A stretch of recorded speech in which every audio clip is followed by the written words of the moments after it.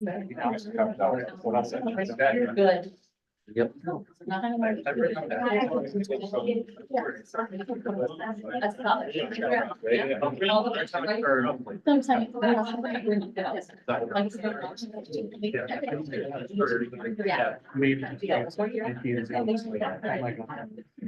Okay, we're gonna call the order at 6:30. Pledge of allegiance, please. Pledge allegiance to the flag of the United States of America and to the republic for which stands one nation under God, indivisible, with liberty and justice for all. Okay, roll call starting with Steve Coast. Mike Russo. Debbie Sherman. Vinnie Cannadella. Robert Carr. Sue Connick. Living Pratt. Rick Toporowski. Shelley Reese Cassidy. Any amendments to the agenda? No, okay. Approval of the February 13th Special Board of Education minutes. Need a motion, please? I have a connection for it. Well, let's do the motion and then we'll do the correct. Like to make a motion to approve the February 27, 2024, February 13th. February 13th Board of Ed special meeting minutes. Is there a second? Second. And discussion? Shelley, you have changes? Yeah, I think just one, I'm trying to scroll down to, on one of my notes that it was because it's a name Whoopsies. here with me.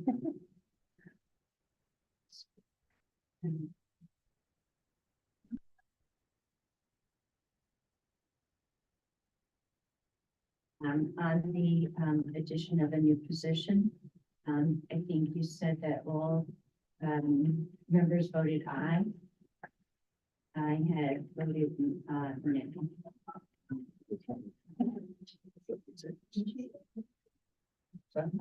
Any other corrections? Position? Yeah, I voted. Oh, well, you have to have, right. Oh, And two of us. I think that's the right. section. Which motion was it? Is it additional? it's the one on the addition of the new position. Yes, Vic's already. Vic was already there, right? Or did you just add it? No, I didn't change it. Okay, so Vic's already there.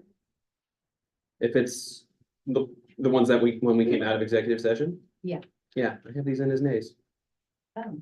No, the one up, Different one. the one, Mike Kusa made motion to authorize the addition of a new position, the assistant superintendent, it says all members voted aye. There must be an older version then, because that's the one I have up front of me right now, and it has Oh. Vic and Shelley as nays. Okay. That's motion to adjourn. I'm Yeah. okay with that. I just opened the last version I made and it's changed, so maybe we just Is it Oh, possible the wrong okay. version? I'm could have captured the wrong one. I'm just. So putting just- that in board docs. So that's what it should be. Yeah, we'll double check, but the latest one I have. After you put it on, did you hit like the load or what, there's this checkbox? Well, I didn't put it in the board docs. Oh, that's. I just have the, We do have, maybe I created could have the. been an older Older version. version. Yeah, because I did go back the morning after and rewatch the video because we had a lot of motions. So the one in the board docs is not the one that's the most. Yeah, we'll double check, but the latest one I have has you guys as nays for that. All in favor? Aye. Opposed? Same. Motion carries. Student and staff recognition. Yes. Okay, so I love these parts of the meeting where we get to celebrate and recognize and honor our students, and anytime we're able to do so, it's a wonderful event. And we have amazing students in the district, and they do really exciting things. Tonight we have an opportunity to recognize two students that were selected for the Connecticut State Music All-Stars, the CMA All-Star Music Festival. So first is Jenna Pankota. Jenna?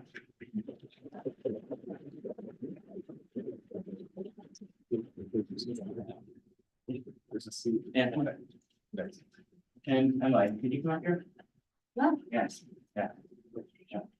Jenna, received for the, treble choir, all state, and it's a great, honor. Congratulations. And we're gonna take your picture here. Yeah, over here. Deb, you want to join us? Sure.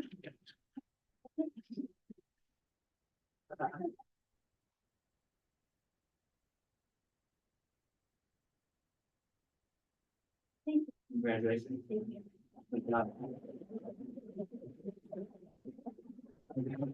Next topic is, for Nick Flyer.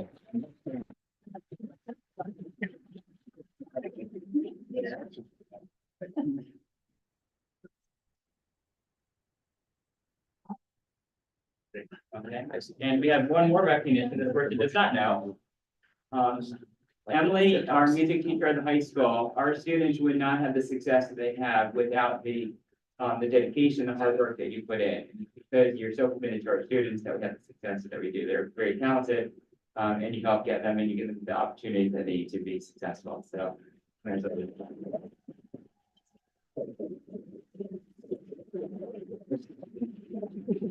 That was in harmony too.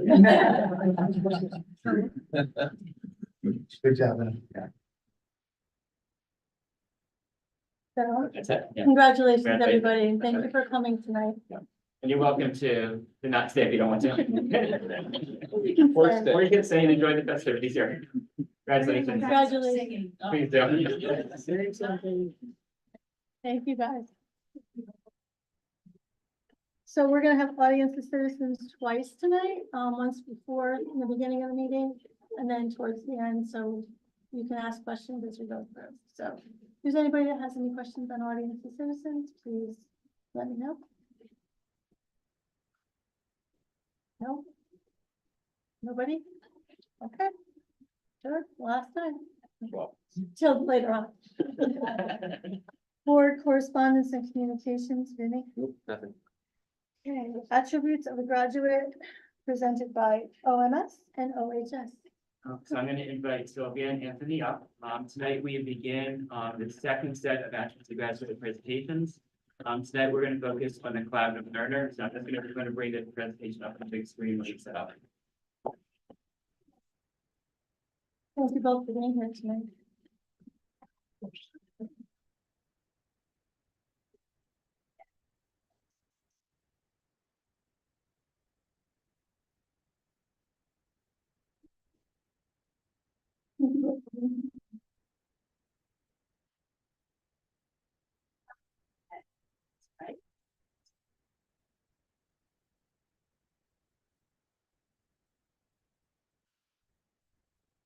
I'm talking about loading here. Okay, so while it's loading, Andy and I collaborated. See how we did that on collaborative learner? That's the attribute we're talking about. So we collaborated on this. OMS is up first, and at OMS, the way that we're showcasing the attributes of the graduate is through content areas. So science is concentrating on collaborative learner. So when you see the slides up there, what we did is each grade level of science took one of the indicators for collaborative learner and focused on that as their focus area for showing growth in the attribute of the graduate of collaborative learner. So what they did is each grade took an indicator to focus on, and students self-reflect over the course of the year on that indicator. They have a beginning of the year project, a middle of the year, and an end of the year. And obviously, the goal is that the mean score increases as the year progresses in their abilities to be cooperative and collaborative learners. So what you'll see Trying. eventually is a series of slides that will Yeah. that will showcase the work in each grade level. The way that our science curriculum works is sixth grade focuses on earth science, seventh grade life science, and eighth grade physical science. So when you look and you see the projects that they're working on connected to the attribute, you'll see the content area specifically of those three different content areas of physical, earth, and life science.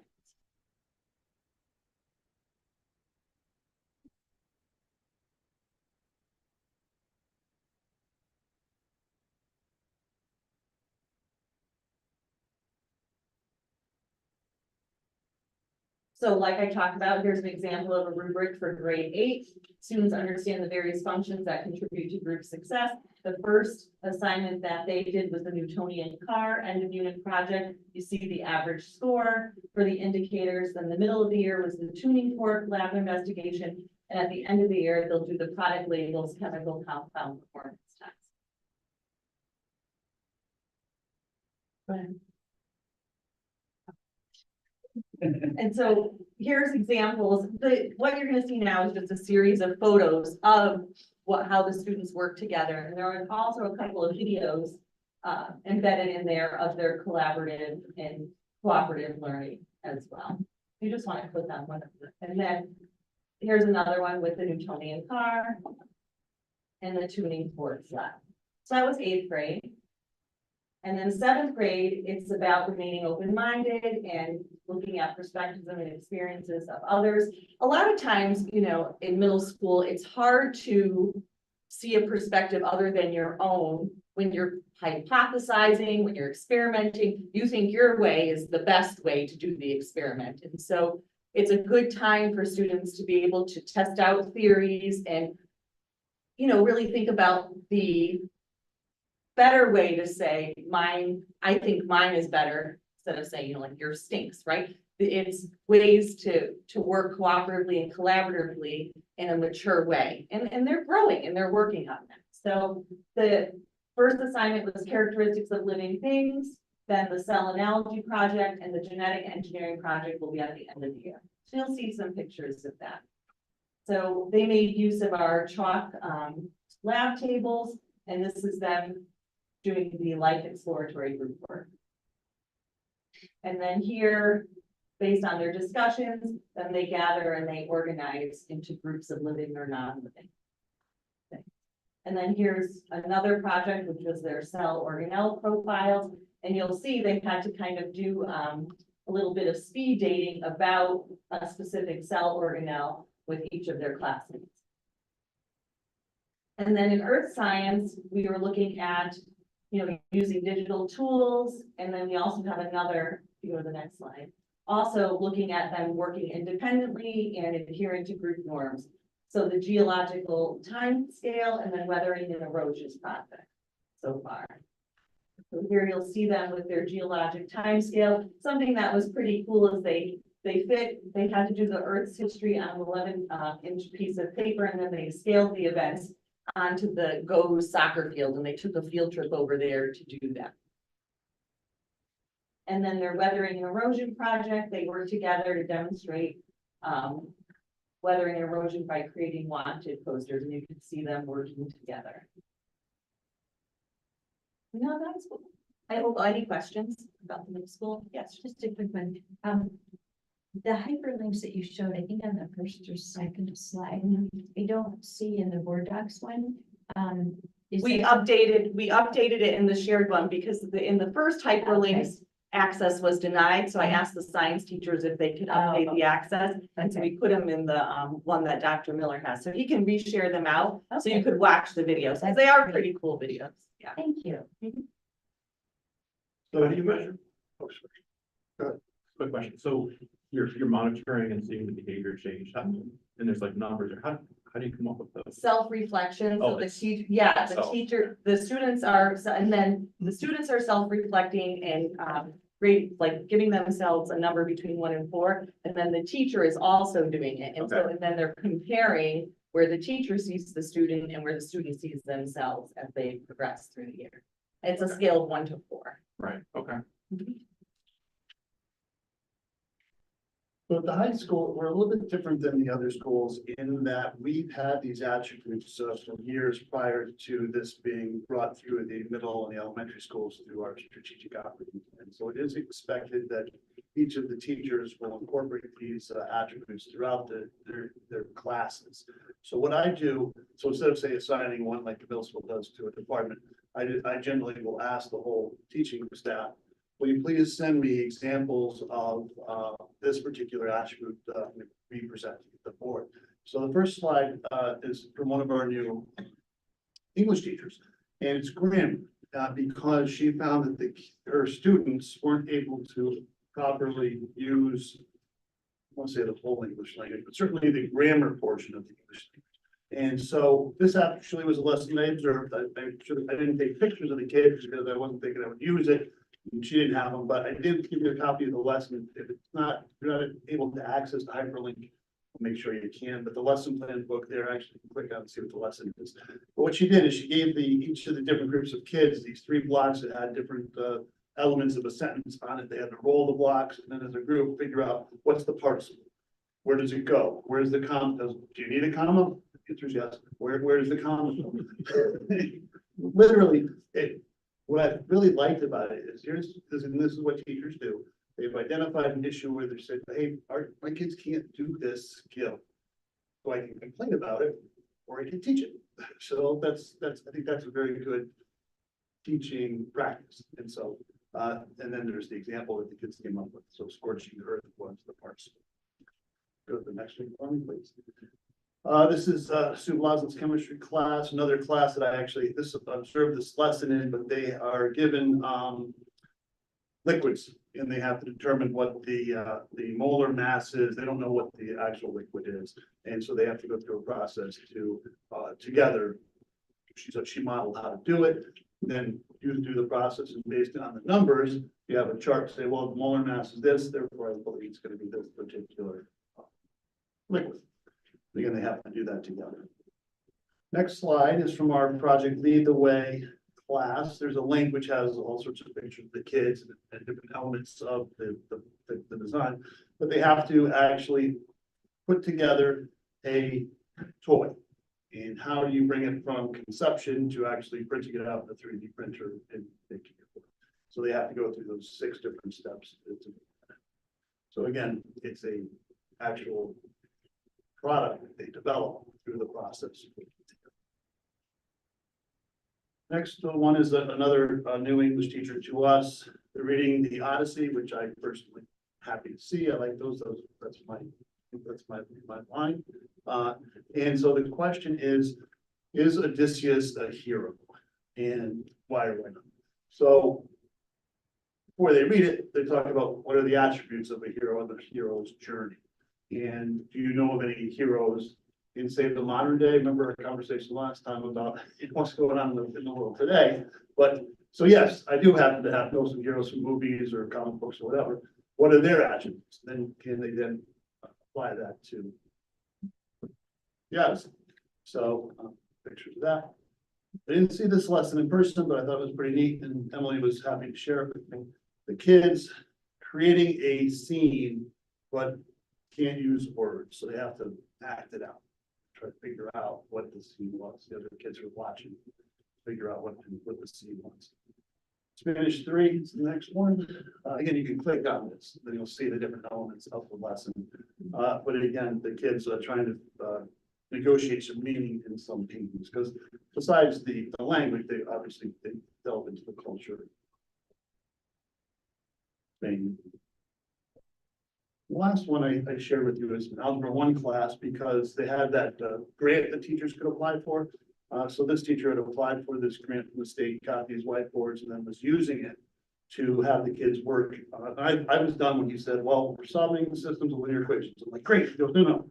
Using the substitution method, I had to make sure I added that. Because I guess there's more ways to do it. I was a socialist teacher. So anyway, you can see the kids actually, doing it. And then there's a video that I have more from Unified Sports. Physically doing out. It's very similar to what the science class was doing. The first slide. So it's a neat video of the kids actually putting the shot together. They have to work it all out. Action. So there's some various examples from the staff of how we incorporate this attribute of graphic into our. Anybody have any questions for Anthony? Not a question, just a comment. I know for some time in the education when the pendulum goes back and forth, we weren't really teaching grammar per se. But I'd like that they're doing it because you flip it around and then you can appreciate reading comprehension.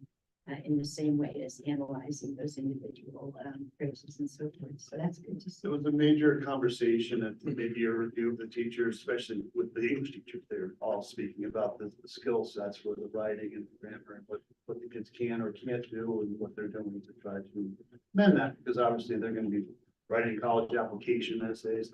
They're going to be taking the SATs and want to make sure that they keep. But you're right, that it used to be discreetly taught, then it was like whole language taught.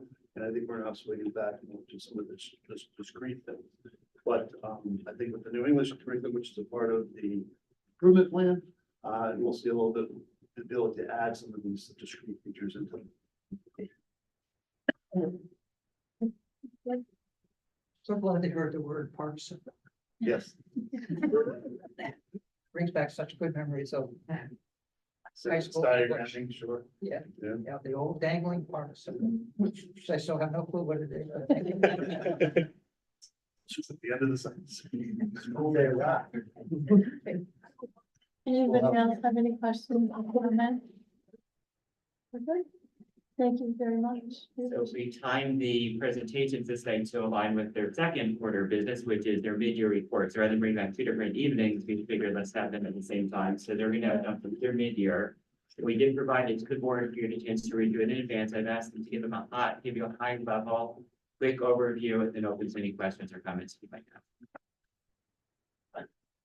Sure. Okay, so Dr. Miller had framed it in us talking about, what we're most proud of and what work we still have to continue to do. And then honestly, any questions that you have as well.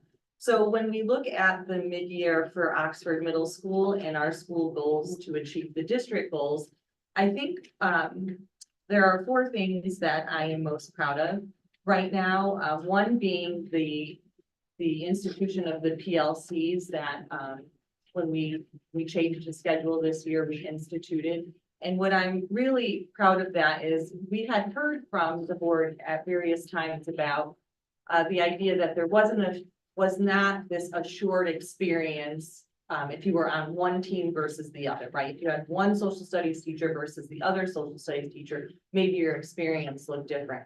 What I'm so happy to say is that with PLC and that guaranteed time for that articulation across the teams, our teachers are pacing at the same rate. Their units of study are the same, and they are really working through problems of practice together, formative and summative assessments. And so I feel like the curriculum is much more aligned because they have that time.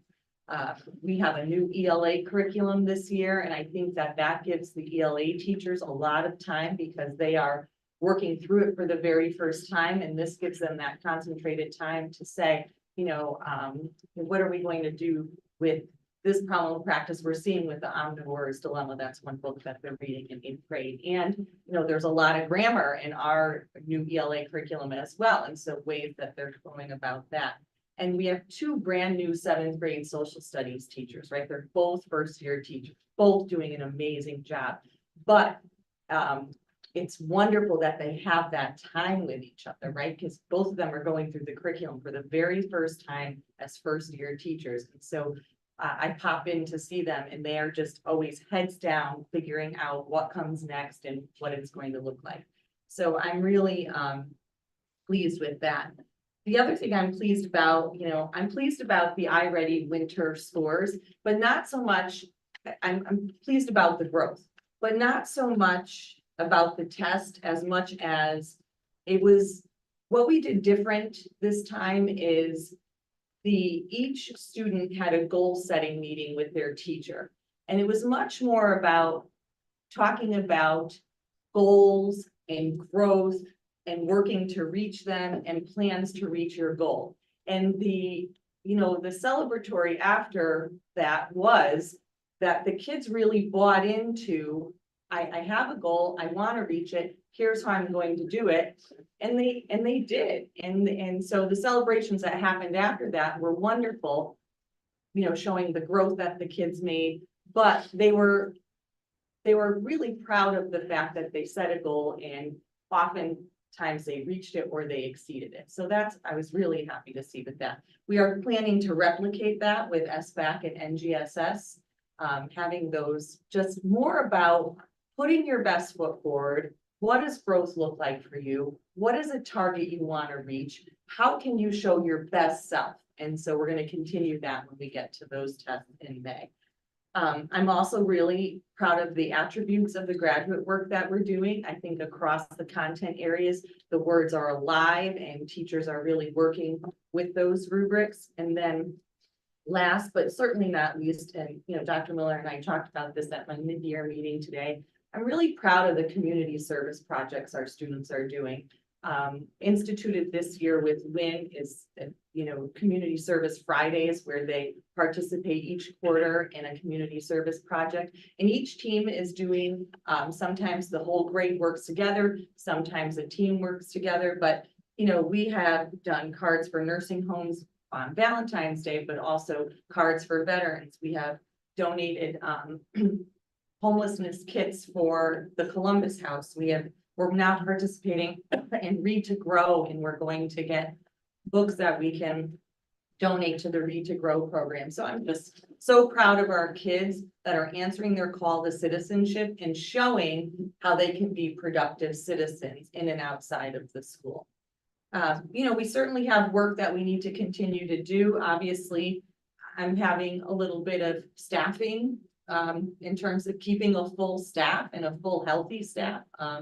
I recognize that that's been a challenge for OMS this year. And so I'm really been learning a lot of Spanish 1 at the same time as library information literacy, but we're working through it, and we're making sure that the kids are continuing in their curriculum, because that's what was the utmost importance to me. I didn't want any downtime. I didn't want kids just, I want them to continue in their curriculum. So we're working on that. Obviously, we're working towards growth in SBAC and NGSS.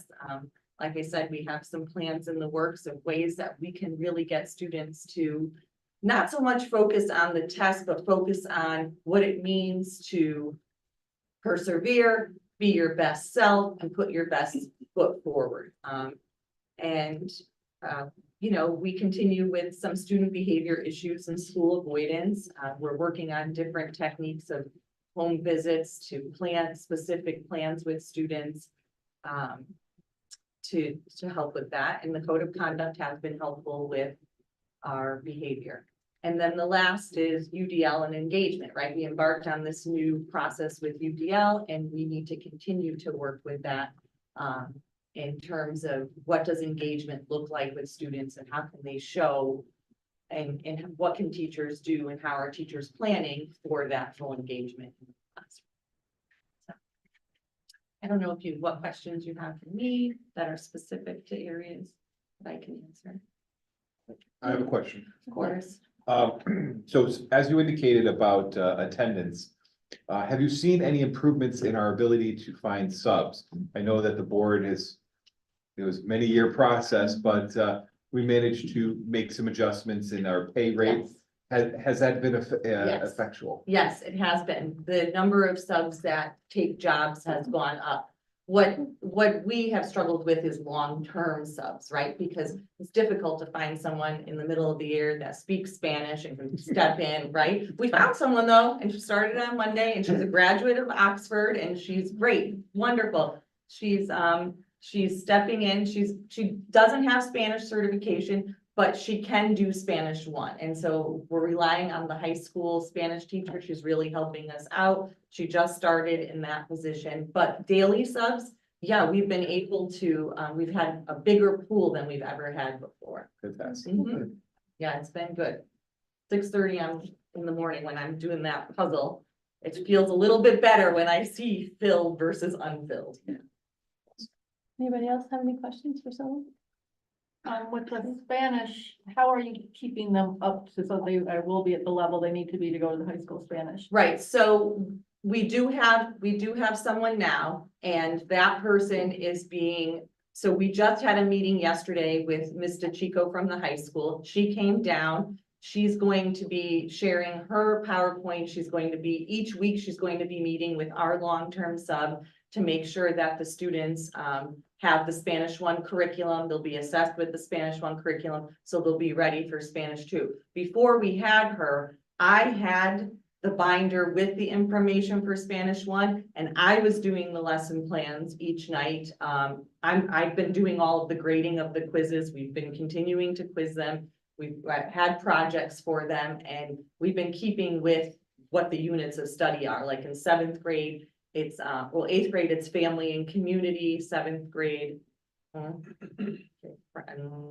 Food and beverages, and then 6th grade is completely exploratory, so it was about Spanish speaking countries. But I do recognize, right, that that's why I was intent that we weren't just going to we're going to work hard to try and keep them going. The part that was the hardest was the listening and the speaking, right? And so now that we have someone who has enough experience in Spanish, she can help them practice saying their Spanish. And then we also are looking into an online program where students can practice their listening and their speaking against a computer program, not, you know, maybe for like 20 minutes, 3 times a week or something like that. Sarah just got the vendor yesterday. We got pricing today, so we're ready to move forward if we decide to do so. Okay.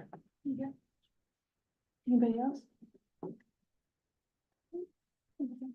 Well, the high school has the same subject areas as the middle school. It's intentional because it's a district-wide improvement plan. So regarding attendance, we struggle with attendance, so student attendance. I don't have the supports, not from the district, but from the state that we used to have. We used to be able to file something with the courts called the Family Service Needs, that no longer exists.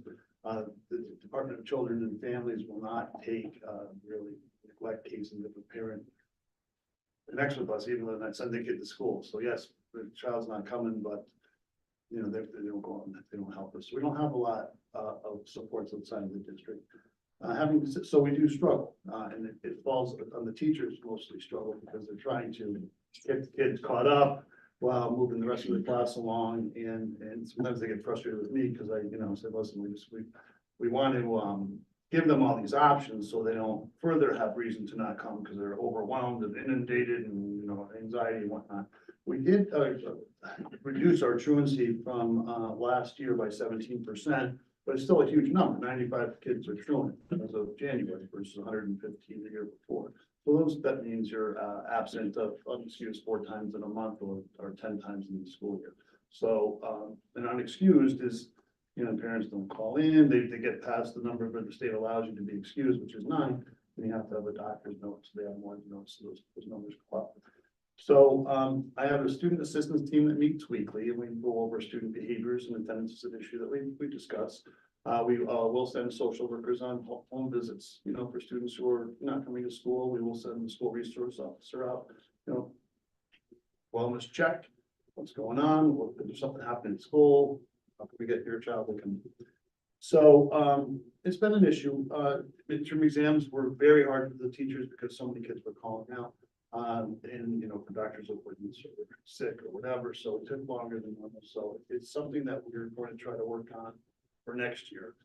Maybe we make it more I don't want to say more difficult, but more of an inconvenience to make up your exam. You got to do it after school or this or that, because you know we want kids to be in there taking the exams when they're supposed to.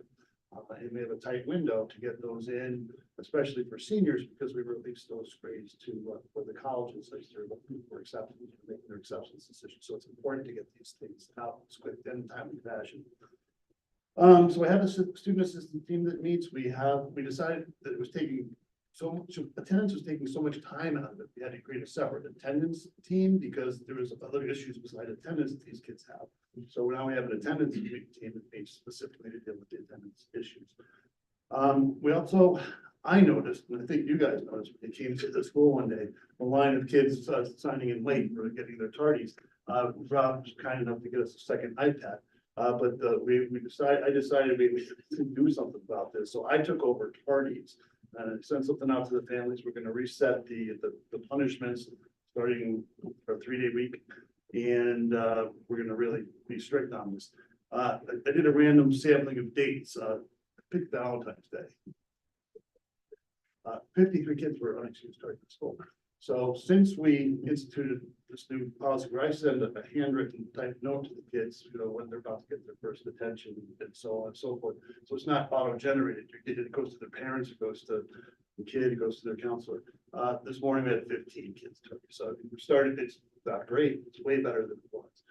But it's exhausting because I have to physically do that every day and send out these notes, but it seems to make a little bit of difference. Anyway, the team itself is really the people that are making the difference. Calling, we do attendance contracts with kids and families. We do a lot of phone calls from the team to the homes. So they're doing a great job, and I want to give them credit for that. The IXL data I don't have for you yet, or test window ends on Friday, but I'll give that to Dr. Miller. He can share with you the difference between the fall and the winter once we get that. I'll probably take a look at that data over the weekend. SATs are going to be on March 20th this year, high school. I'll have that data by the end of the year to be able to compare last year's SAT scores. This year's, we also take a look at these kids, the juniors who are taking the SATs. You know, how did they do on their PS versus how they did on the PSATs, the 10th grade. So sort of take a look, see if they grow. So we'll get that information to you by the end of the year before.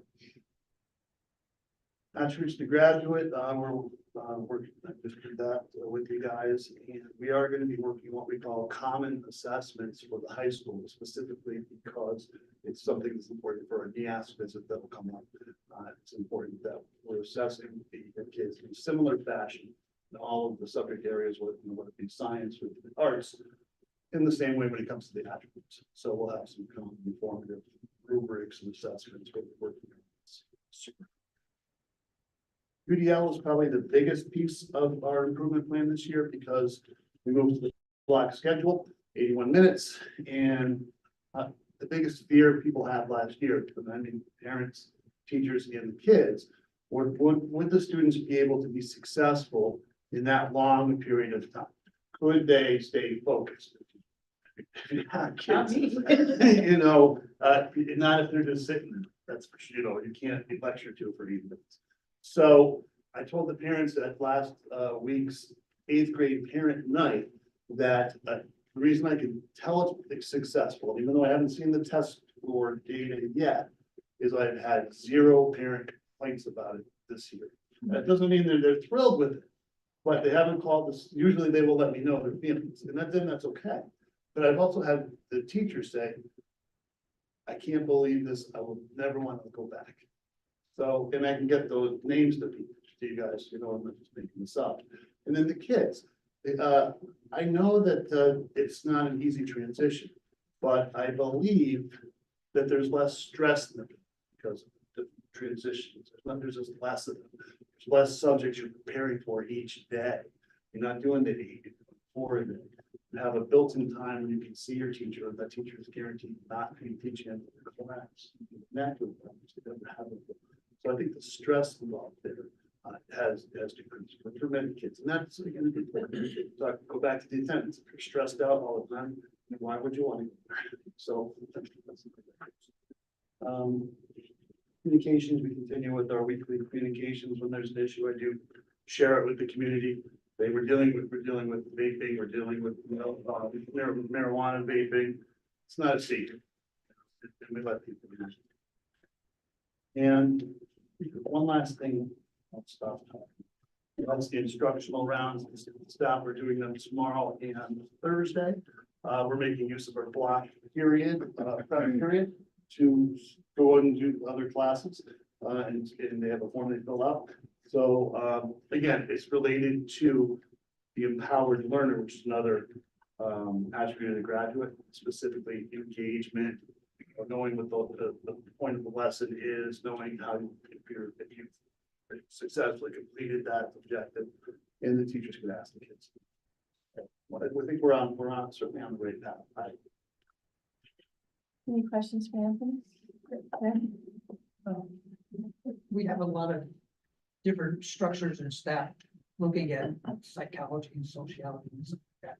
And with the high school, is there a common denominator that you see with us? When I was in high school, yeah, we're going to work at this. Sure. Yeah.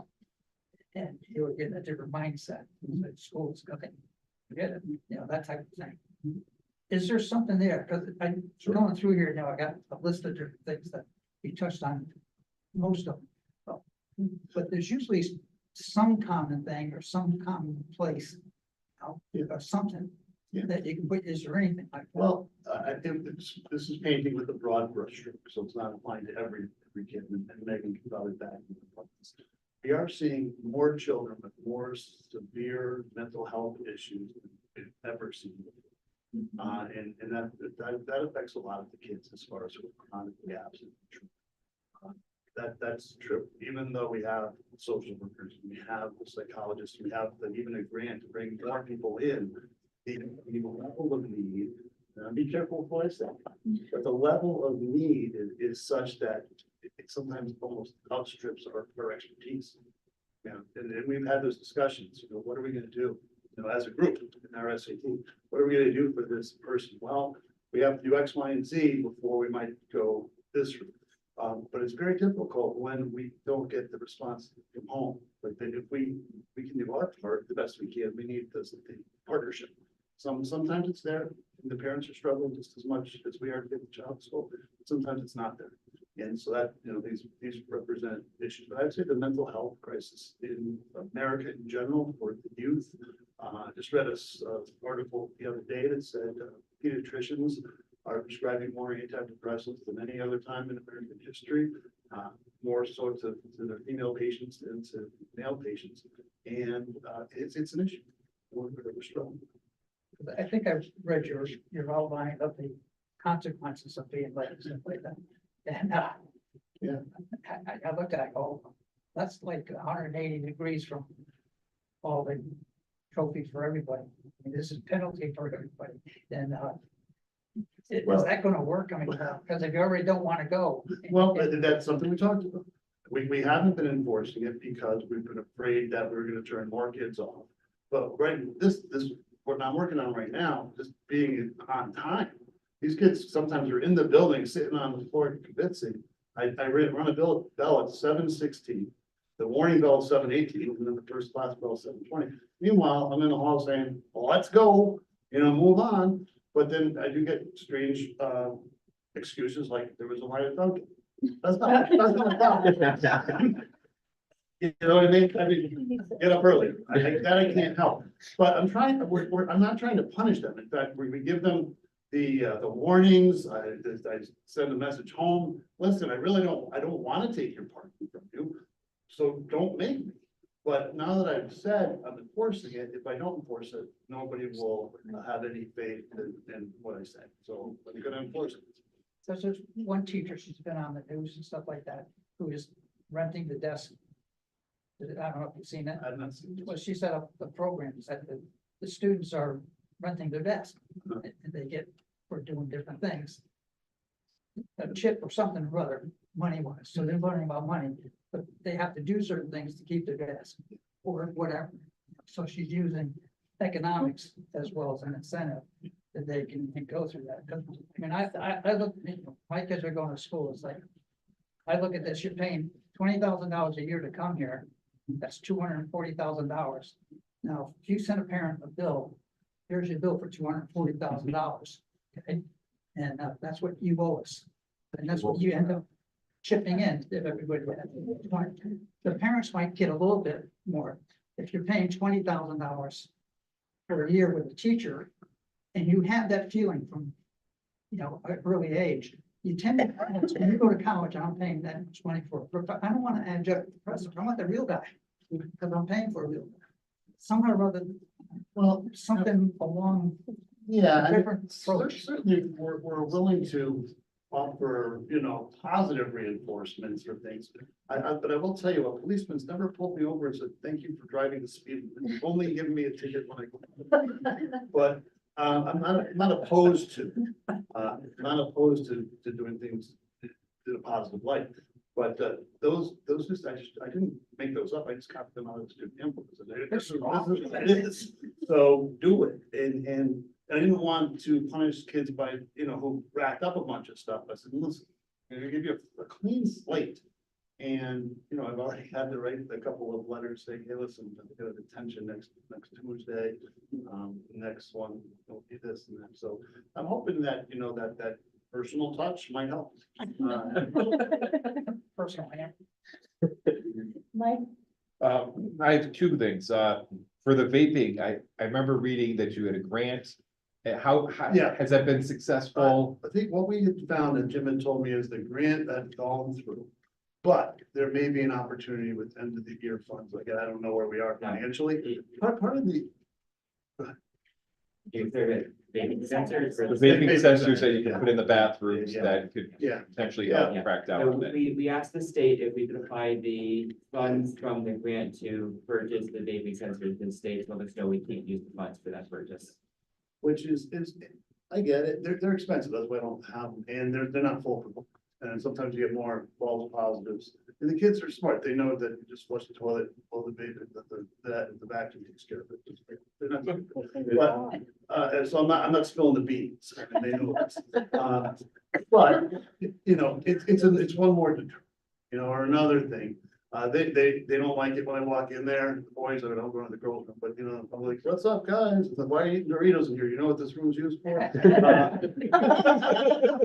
then we get a chuckle, but you know, get out of here. You don't need to be in.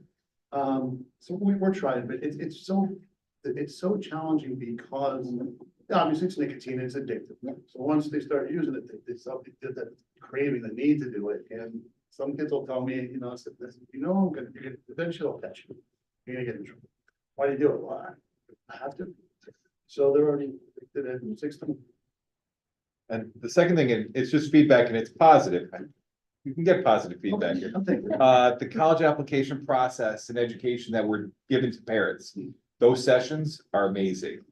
I'll let them- What is being done at Oxford is better than what I've seen in other districts. And I have two children, so I've seen it in other districts.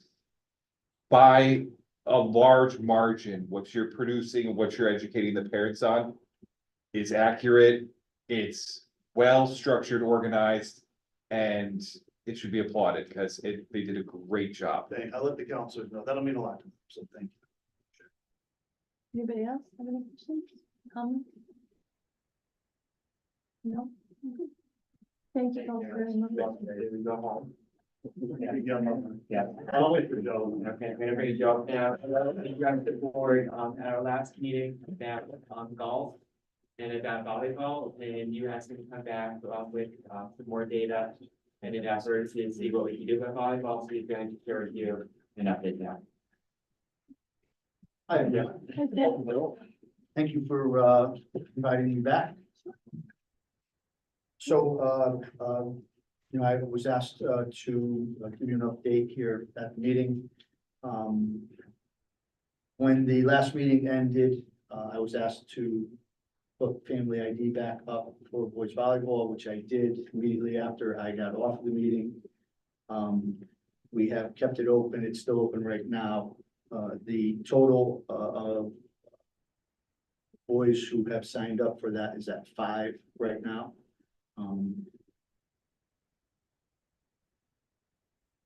While this family ID was still opened up, our numbers in golf have increased up to 17.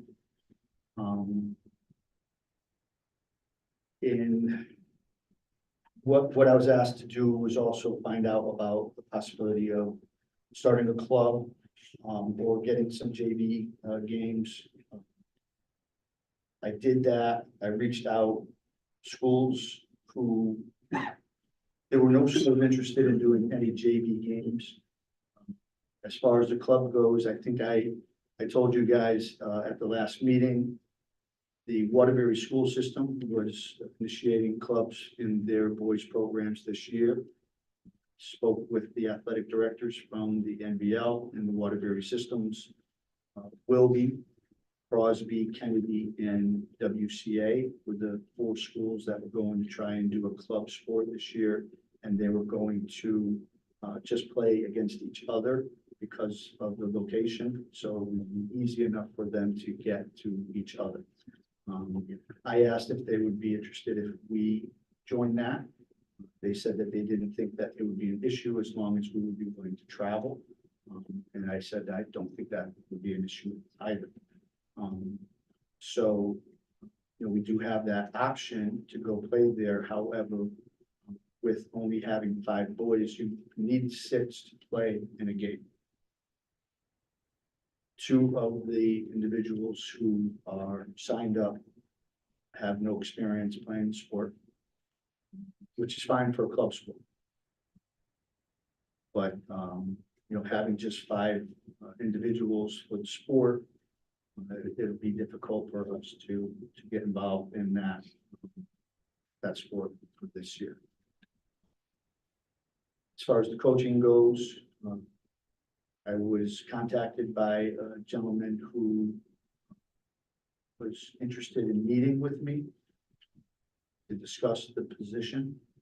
I did meet with him at the high school. We had a very good discussion. He has experience in coaching the sport on the girls' side, but not on the boys' side, which doesn't matter. You coach the sport, you know how to coach the sport. He has not applied. We don't have any applications as of tonight for the position. And he said that should we get the club team, he would be interested in working with the kids.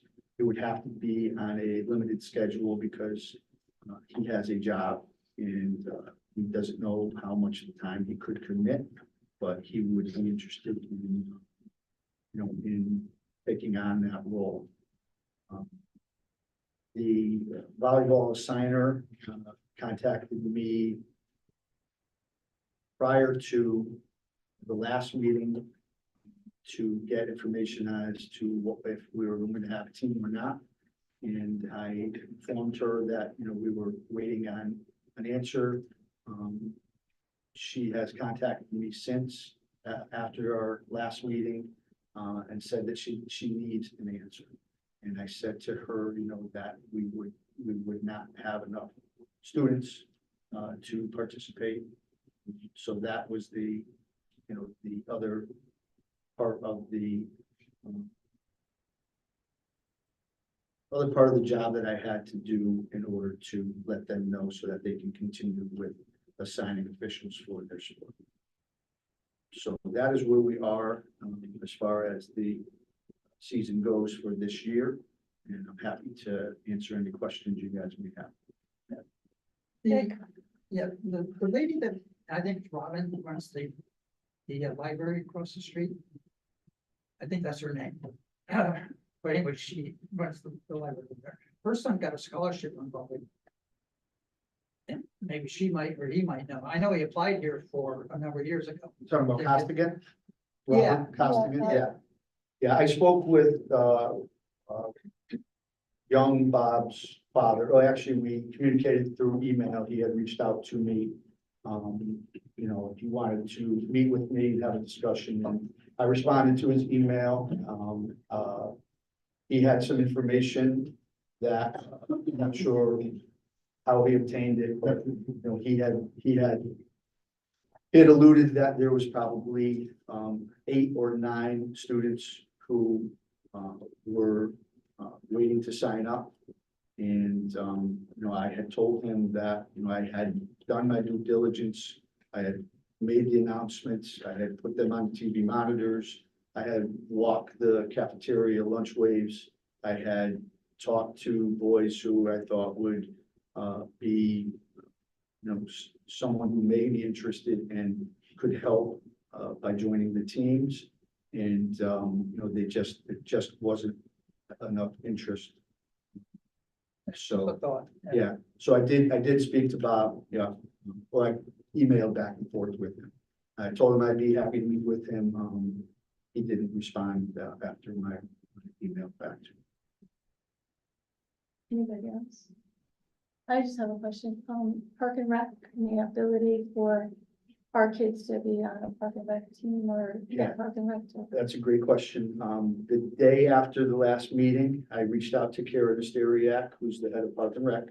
I asked her if she, offers anything, for high school age, boys volleyball. She informed me they do not. She informed me that they have a co-ed league that is 18 years and older. And that's, that's to the extent of Park and Rec's involvement in volleyball. Is there any thought that maybe we should try to go to the middle school, see if we can try and start like a feeder programs from there to come up to the high school? Might be something Yeah, I we mean, could talk about. actually, as we that's go.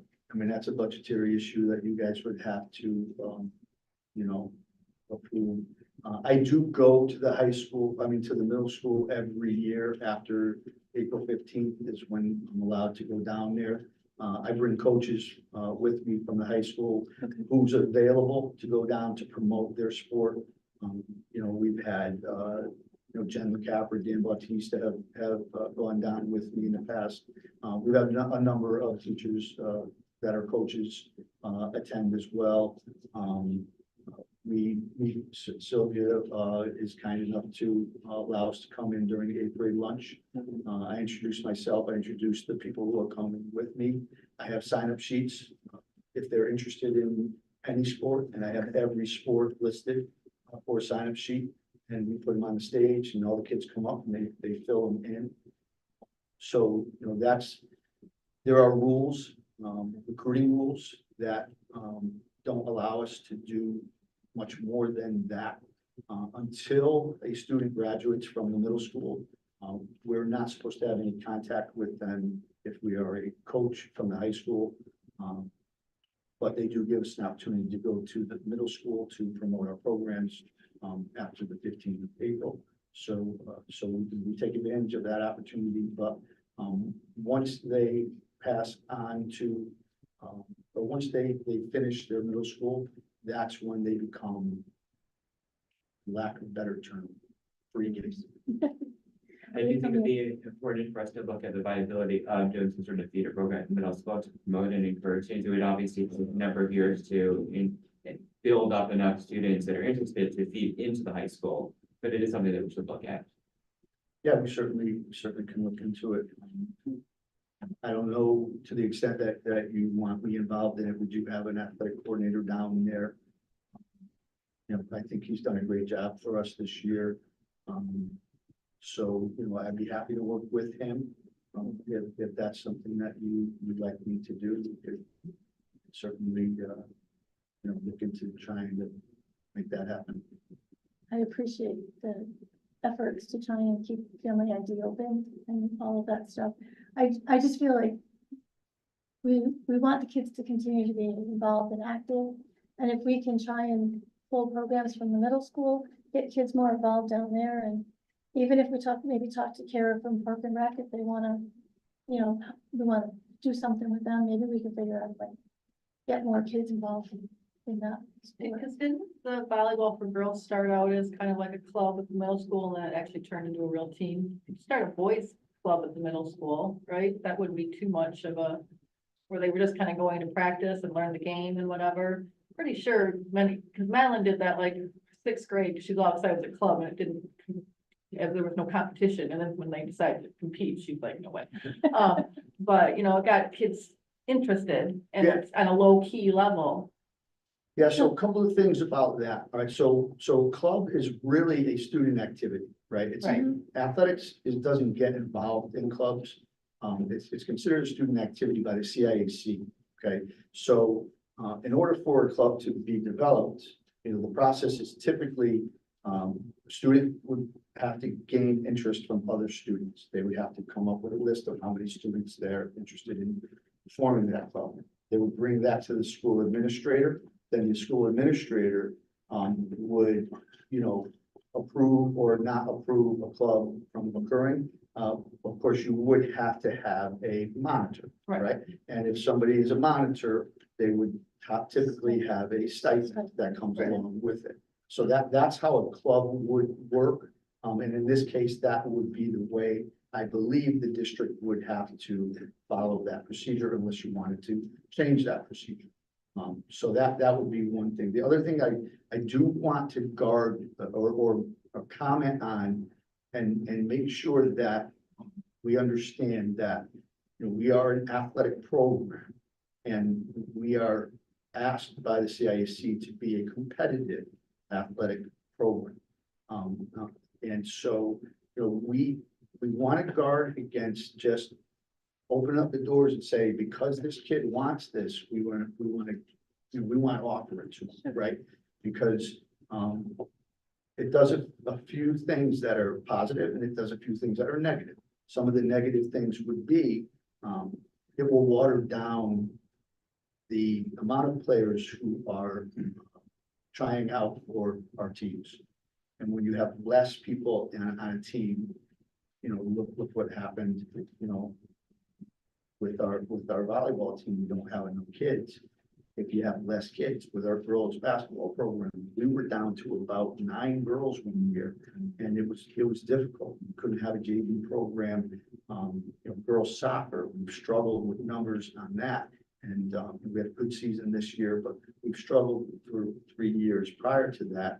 We're trying to build that program up. So when you offer more athletics, it does pull kids in different areas, and it doesn't give you an opportunity to strengthen your program when you have low numbers.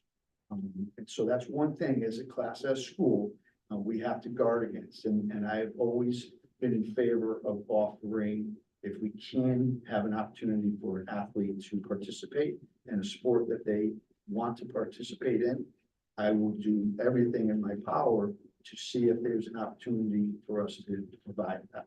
You know, we did that with girls hockey this year. We joined a 13-team co-op in the SWC, and we had 2 girls participate.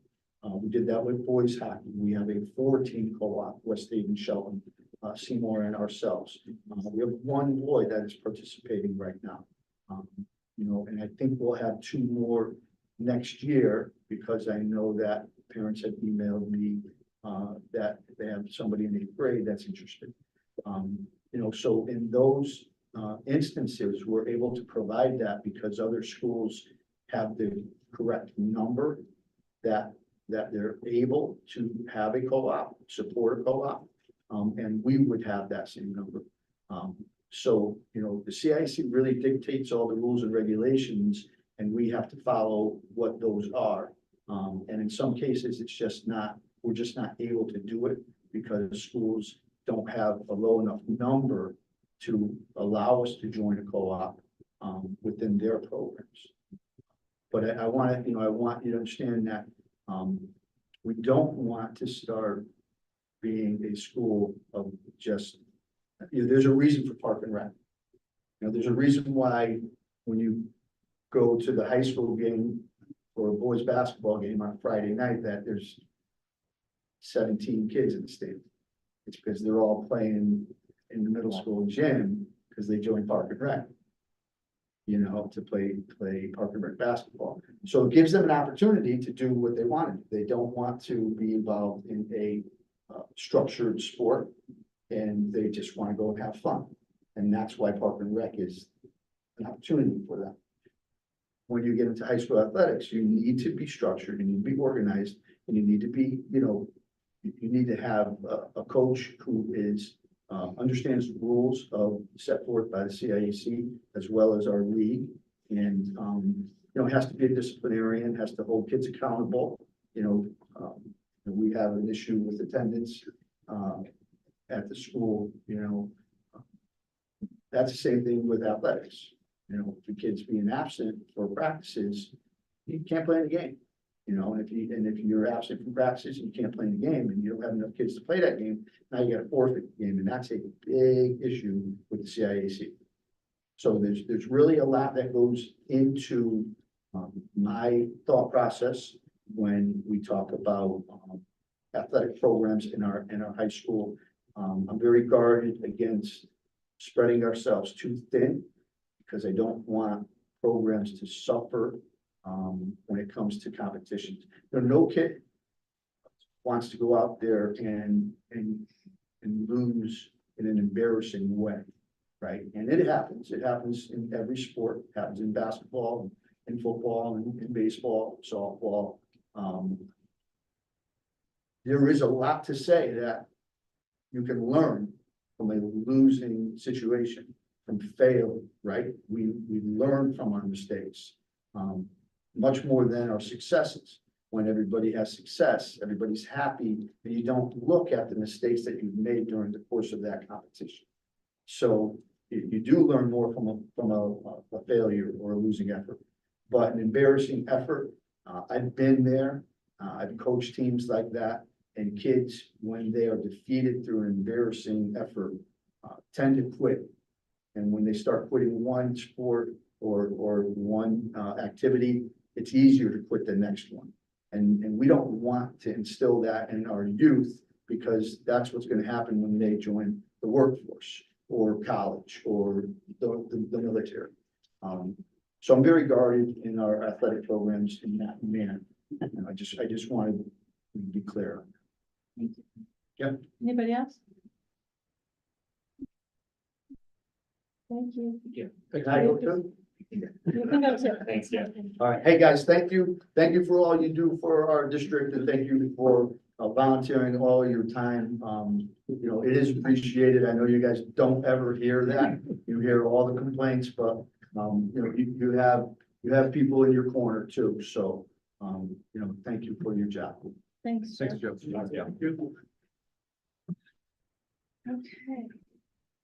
Approval of the superintendent's recommended budget 24-25. So I'm gonna invite Howard up. We have a number of documents that we have put together, with the hard work of the budget, the finance subcommittee. I'm gonna say a few things as he's getting organized, and the copies are down there. Okay, so the budget you see tonight represents an investment in education for our students in Oxford. Colorful. Yeah. The budget is value add to improve the district. Is this the same as what's in? Yeah. Nice. It would. I want to take it down. I'd rather. No, I got. I'm good, yeah. I like. Nice. I think that's.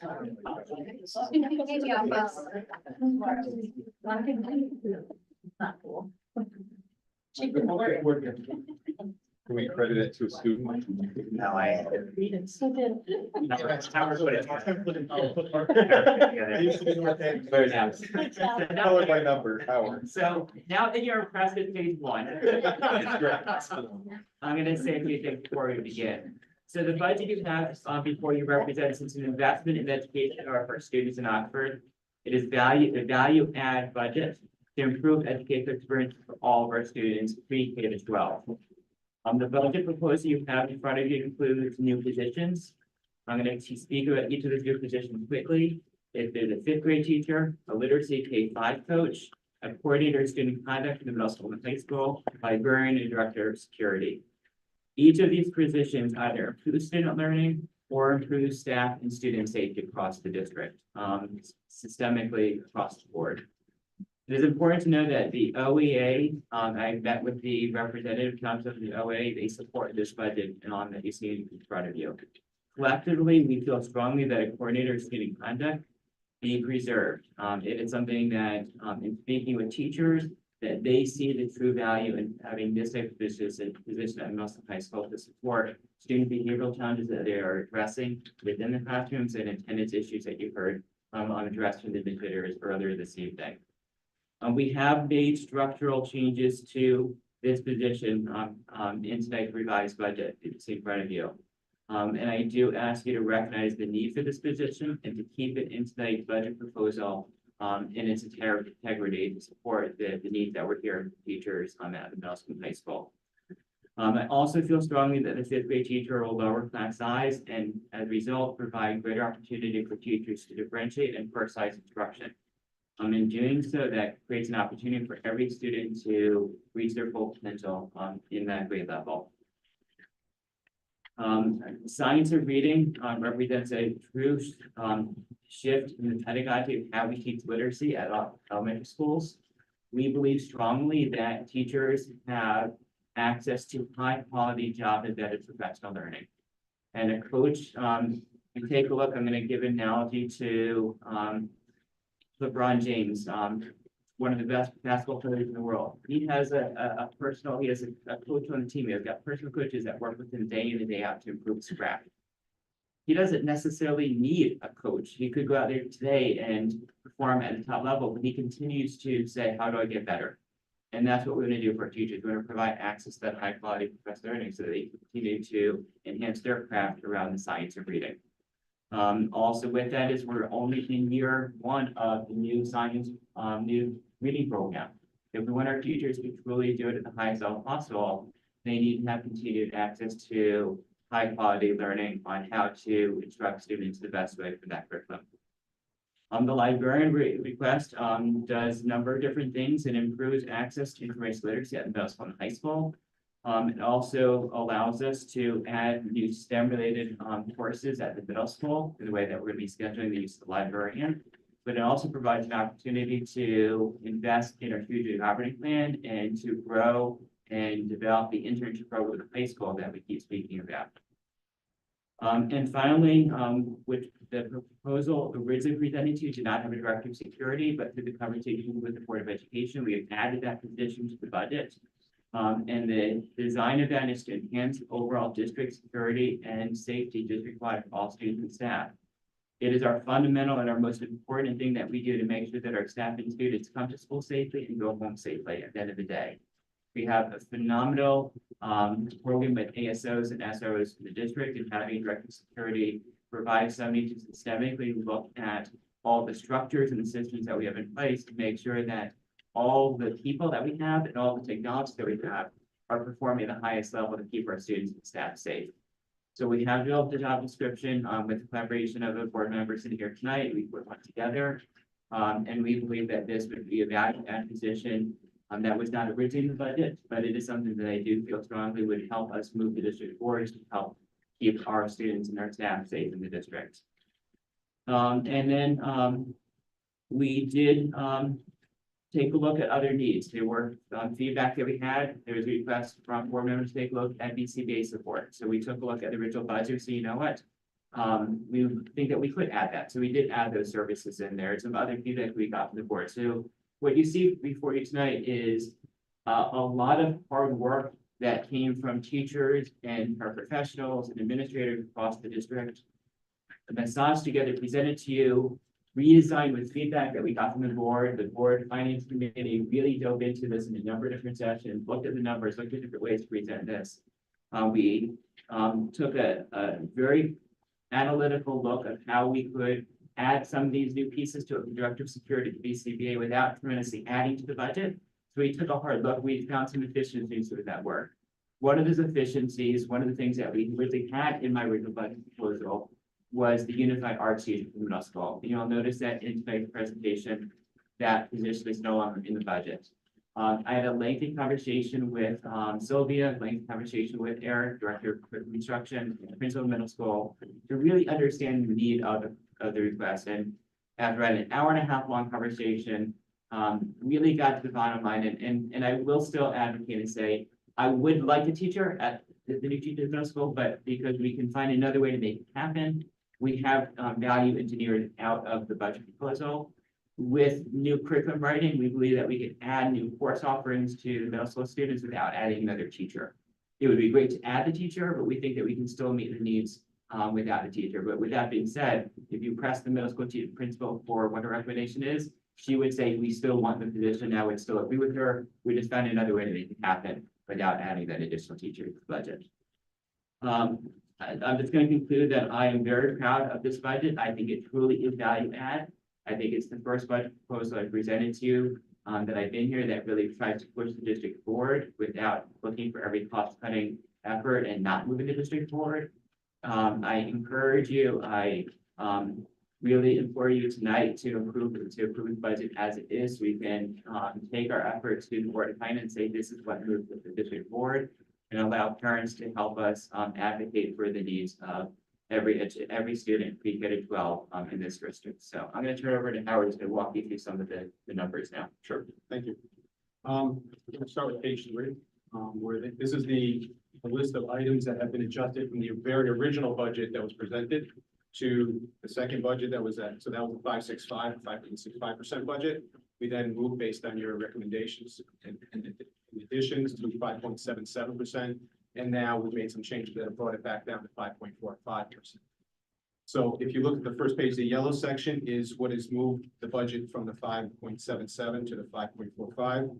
What we're adding there is we're adding in, what we're reducing is we're removing the coordinator student conduct position, which was $119,310 for salary. So it's an admin position. We're just replacing that with a $10,000 stipend for a teacher, who would take that, who would step into that as an intern. Which would then need to have a backfill of a teacher, which is that second line there, the 57,467. And then as Dr. Miller had said, we took out the unified arts position, which is an offset to that. So the net impact to the budget is actually the $10,000 increase in the stipend and the $119,000 reduction, so $109,000. The remaining section is all items that you've seen, but I can go through them very briefly. We had the BCBA position that we had failed to put in the position, the initial budget. Then we had the second one, which you, as the board, had recommended being added in there. There was a settlement that we had that was in the budget, but we determined the student has moved out of the district now and will not be needed there for next year. It's actually also benefiting this year, as I mentioned before in the last meeting, because it's not going to be the full year this year. We had a tuition contingency in special education. We had 2 of them in there that we took 1 out. The net impact is the 98,811. Again, that's the net of the 120,000 that we had as a contingency netted against what we would have received for the excess costs. We adjusted medical insurance down from 7% increase to a 5% increase. There's additional pension expense and FICA expense based on the new positions that we've added. The 15, we took out contingencies that we had for electricity, heating oil. And then in tuition, we had a contingency for the special education related tuition. That was, we took out $65,000 there. The early retirement program, if the board recalls, some of your members weren't here when this happened. It was an expense that was taken into fully, that was $132,250. That was taken in 22-23, but the auditors determined that we could not take, because it's a multi-year expense, so you can't have all the expenses for future years in a current year. So we had to take part of that back out and spread it out over the years. And so we had to add that into this year's budget, which is the $16,350. We talked about the content coordinators. There's 3, we've added them for the unified subjects. Director of security, that's a new position, the $75,000. IT software licenses increased, educational software maintenance increased, and instructional equipment to offset those first 2 from IT. We took that out. We're going to use funds from ESSER 3 in order to buy, because that's allowed to use for technology. So that's what we're going to use those funds. Are there any questions about the changes that we made? I'm confused with the replacement teacher for the administrator.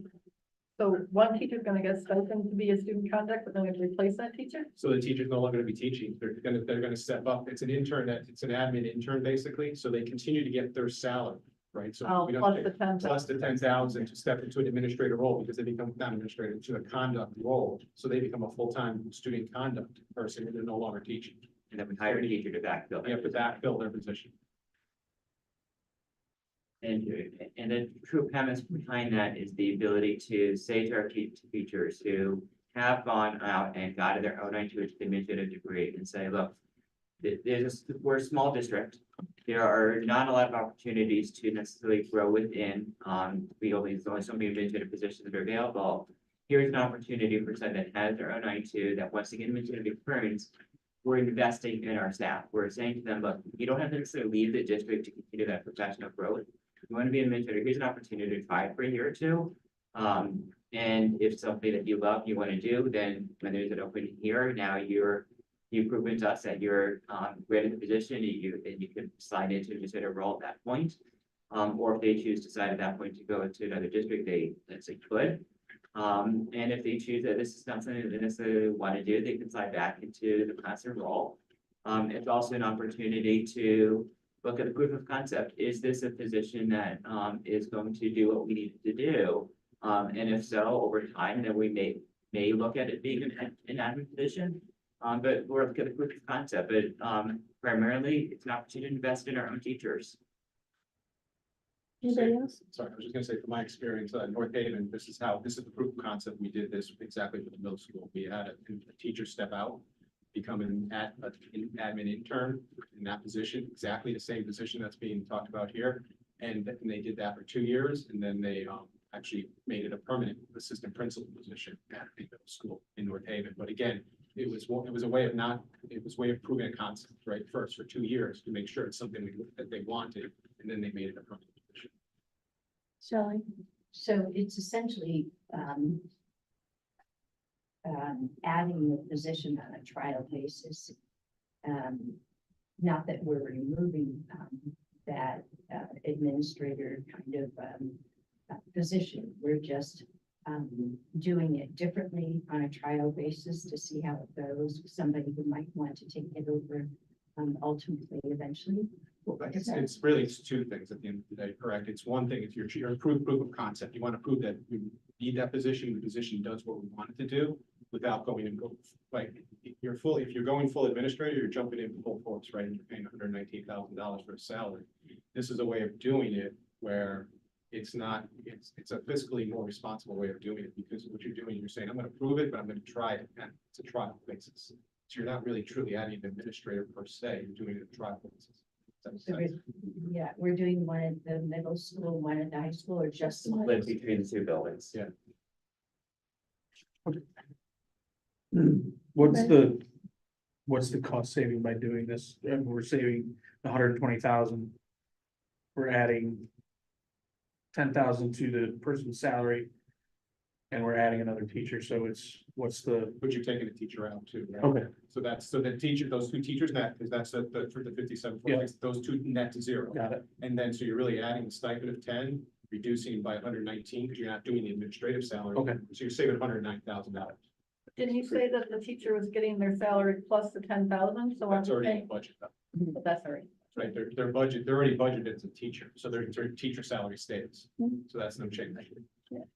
So we have to not do the unified art position in order to get the person that's going to be sort of our trial person for the.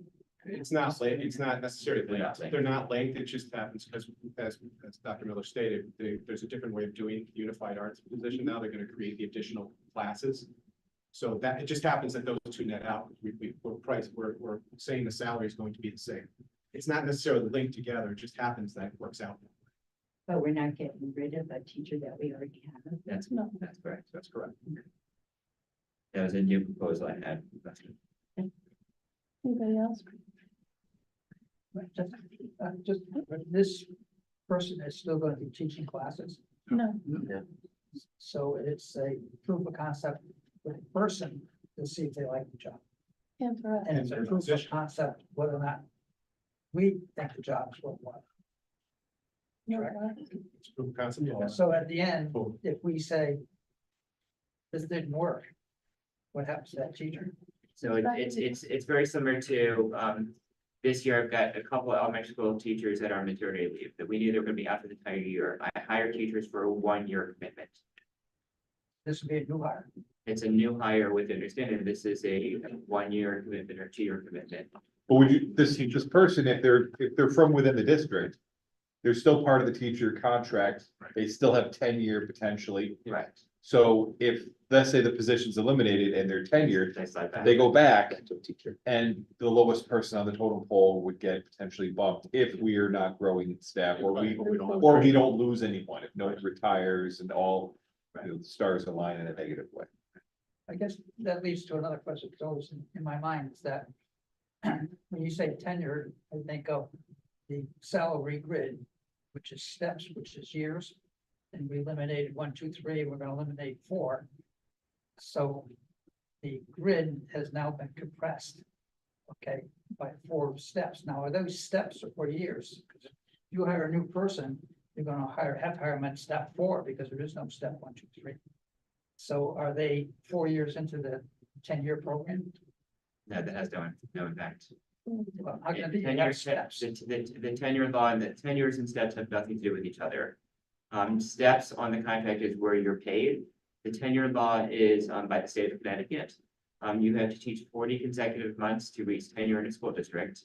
Or 20 months if you reach tenure in a prior district before you came here. But the grid shows at 14, you get $750. But that has nothing to do with tenure. That longevity that's within the contract itself, they're two different things. Okay, so I just have to get the term. Longevity and tenure is not the same thing. That's Correct. Okay, but longevity, if I start at step 4. Those steps are longevity, not, Yeah. No, they're completely different things. it's, because I read it's supposed to be years, or, yeah. Well, if you start 1, 2, 3, 4, you start at 1, it's years. If you start, if the steps are like, let's just say, and so it's different. You can look at any district. Some districts don't have 1 and 2. North Haven didn't have 1 and 2. They had 3 upwards. We have 3 upwards, right? 3 is really step 1. We just read It's numbers. really year 1. It's just the Yeah, steps. I read the thing, it's called compression. And when you're doing the compression of it, each of those blocks gets more valuable. Because you got less blocks to divide by. And when you're interviewing, you can't interview for step 1 because you don't have it because it's not competitive. It's really the reason you're doing that. Step 1 is $40,000. You couldn't get anybody for $40,000, so I moved that to step 4. I mean, that's kind of the reason I was told that we got rid of the Well, steps. that's right. So the contract, right, the way the contract works is right, it's at step 3 now. It's where it is right now. So step 3, a teacher coming right out of school is going to start at step 3. Because it's step 3. It says step 3, but it's really year 1. It's equivalent to year 1. So it's just, it's the vernacular, it's terminology of the contract, right? It's just the way the contract works. And so that your first year's teacher is going to be on whatever that first step number is. I mean, whatever that is. And I get what you're saying. You're compacting it because you're starting at a higher salary now, right? Well, for this, just so we're all linking this back to what we're talking about here, the 57,467 is a master's step 5, which since we have 3, 4, 5, is a 3rd-year teacher with a master's degree. That's the column they're in, step they're in. But we do that because could we hire it less? Yeah, we're going to try and hire at a lower number, but again, we have to allow for the fact that there could be, we might have to go out and hire someone with experience. So now this could be a 3rd-year teacher. Hopefully we don't have to go around and say it's a 5th-year teacher. Now we're up at step 7. Yeah, because we did half steps, we went from the half steps. Right. Now, 'cause reading over other school districts and stuff, okay, they have 1 to 20, some 1 to 30, depending on the But you district, get- okay? And you read about the trauma going back to year 1 and redoing this whole grid. But that's the hard bullet you have to fight. If you keep lopping off years, you get hired at step 14. Right, but what's going to probably happen if you go backwards is you're probably going to take whatever your first step is now. And move it. And not be just, you're gonna change the number here. If it's to step down, it's gonna be 1. If it's 3 now, it's just gonna go to 1. It's gonna be the same salary. It doesn't matter. You're just talking, you're just talking about numbers on the left-hand column, on the left-hand side of the contract. Where they are. I get what you're saying, compacting, the starting salary is always going to be higher as you get rid of steps. Fully agree with you on that step. But at the end of the day, it's just a number along the step. Whatever that first step is, if it's not, let's just say you compacted them so far that you went from 16, now it's 16 to 20. 16 is going to be a first-year student, first-year teacher, sorry, first-year teacher. So it's the way the contract is. Yes, when you go back to set it back up again, at some point in the future, we're gonna have to say, okay, step 3 is now step 1. And step 1 is this salary, and we just move it back up, and we started with 1 to 17, and the numbers go up accordingly. Because many of them have a separate section, because if you have a bachelor's plus 30 credits, it may not be a master's, but there's an extra thing, then there's a master's plus 30. Well, that's all defined in the contract. That's defined. We only have 3 steps, and other have a criteria. We have that criteria, it's in the contract. Can we get back on the budget? Well, no, this is important because it has to do with the value, because that's the biggest hub of money, is, I think it says right here, salaries. Steve, you have a question? Yeah, we like summarize, so this is the plan, right? It's a budget. Yep. The intentions are, we removed what would have been a full-time experience. Whatever that role, right? Oh, sorry. We're From the admin group. From the admin group, so it's not an admin, they're qualified like an admin, we're targeting an 092 who happens to be a teacher. Yeah. Pay the teacher salary, Yeah. give them an opportunity to grow, leverage their 092, pay them a stipend to do this full time on top of their current salary. And our goal is, our projection is, we're gonna rehire that role, let's just say it's a history teacher, it could possibly, Correct. or an English teacher, whatever, right? We're gonna go to market thinking we could probably get a 2 to 3 year experienced teacher to do English or history That's a to lot. backfill the person. Yes. And that's just kind of a forecast. That's the logic. That was the logic utilized to come up with these numbers. I just want to summarize. Yes. But if you are replacing a physics teacher, Then it would then it could be very challenging. Right. Yeah. That's gonna be further up the step, I guarantee. Yes. It depends on who takes it. Depends on the candidate, there has to be a 92, there has to be interest. Good interest in it, right, right, this is the forecast, and we roll that dice for any position that, when the person retires, depending where they are. Sometimes that position requires a much higher salary person to replace them, sometimes it's much easier to lower, depends on the position. Right. Yeah. Do you want to? Cost centers?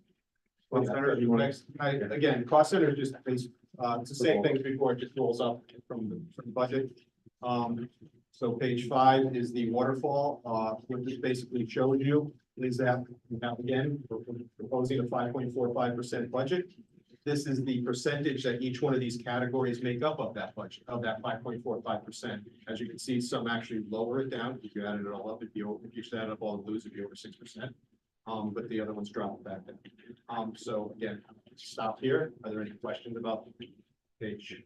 So, I mean, just pointing out the odd is 5.45, of which our typical salaries, people benefits, it's contributing over 4% of the 5. Correct, 4.04%. And then you can go into other buckets, you know, IT, obviously smaller transportation we have to do, right? So now we're up to 4.4%-ish, right? Buses, teachers, benefits. Yeah.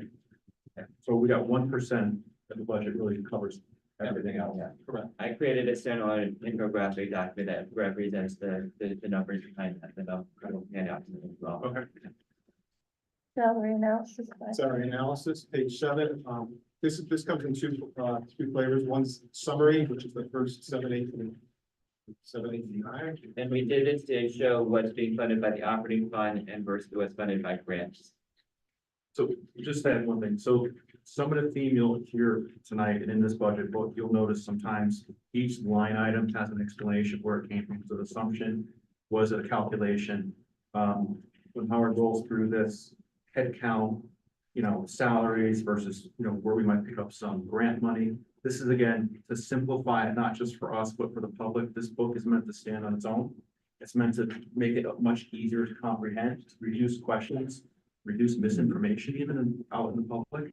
So this is all an effort. We'll continue with more exhibits as we go through the budget and beyond to simplify with the finances, make it transparent, make it easy to understand, and we can speak the same language together.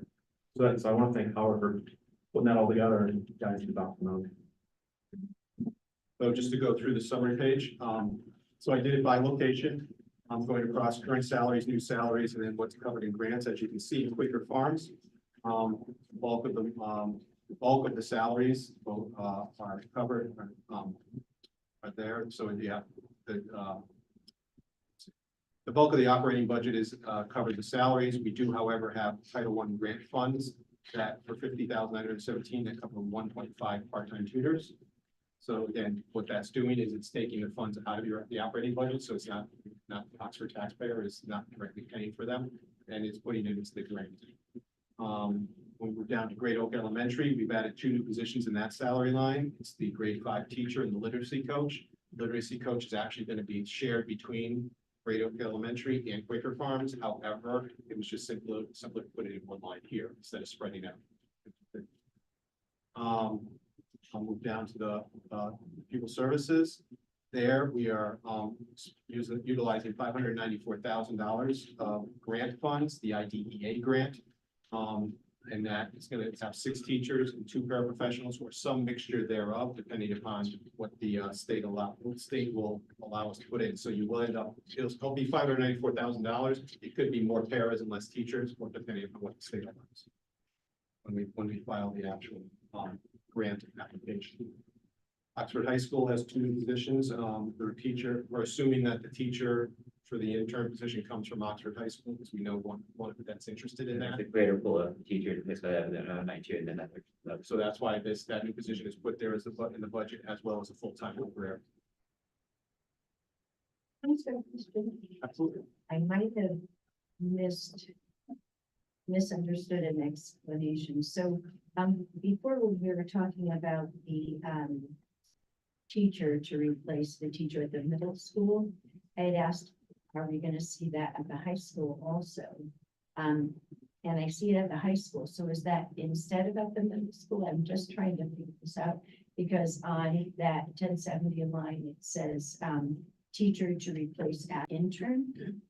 I might have not heard, I thought you said high school, but you might have said middle school. I apologize. No, I'm saying high school now, but before. The teacher, yeah, that's what I'm saying. I might have heard you before say middle, the teacher to replace the ad person that takes the ad position, we are putting it at the high school. Okay. Some so budgetary- it's not- A budgetary Budgetary. It's so. Right.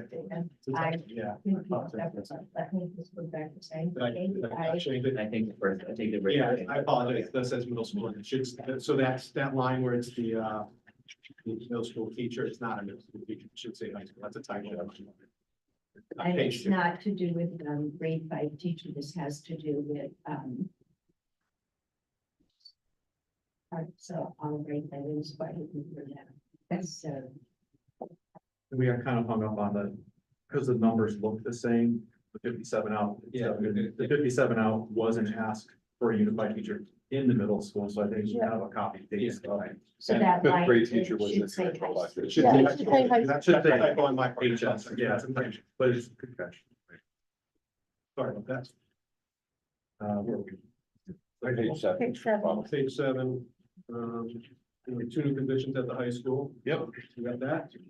Look over to page 8, the new security and security section, 20 of the 2000, and this one new position, the director of security.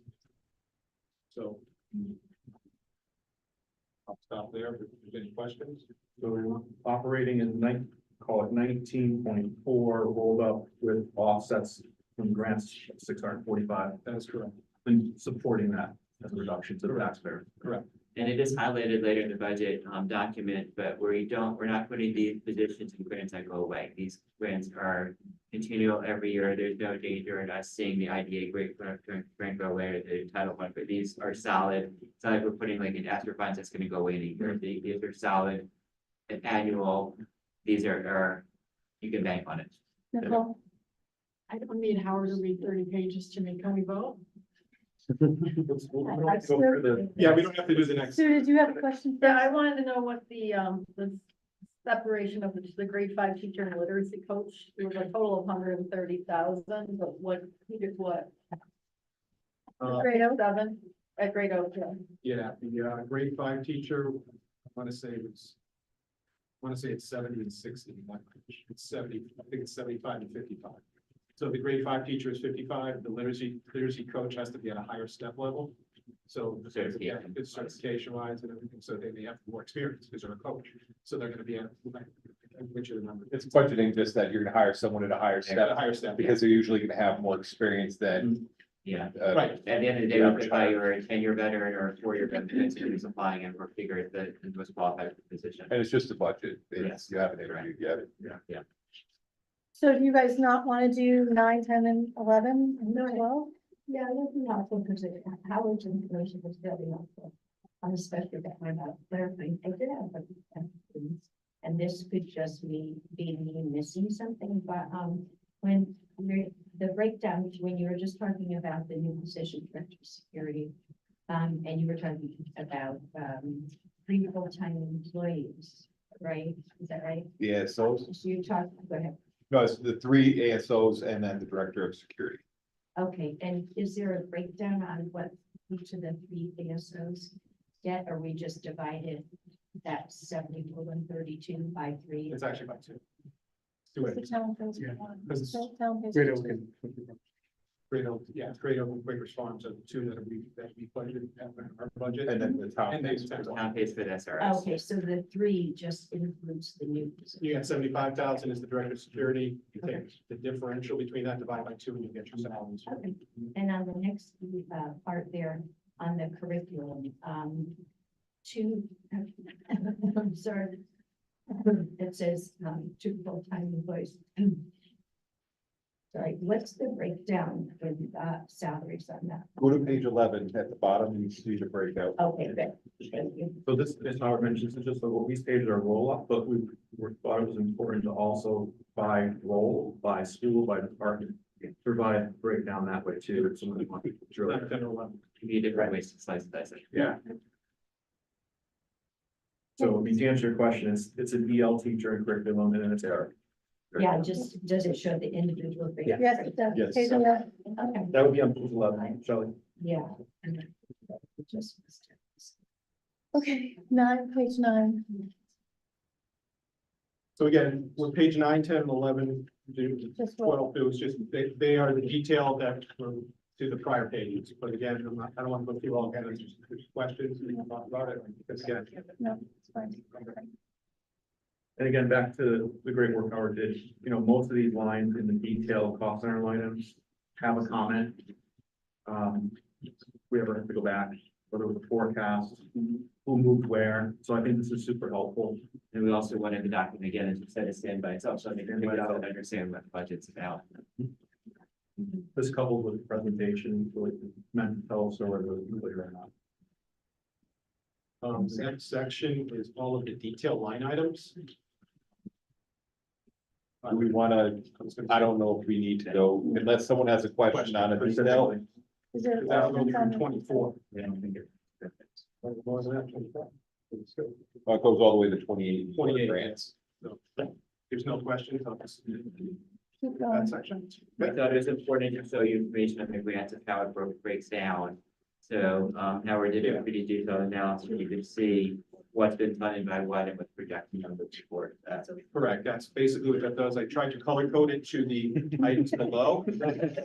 No colors. So I have to add all the different colors.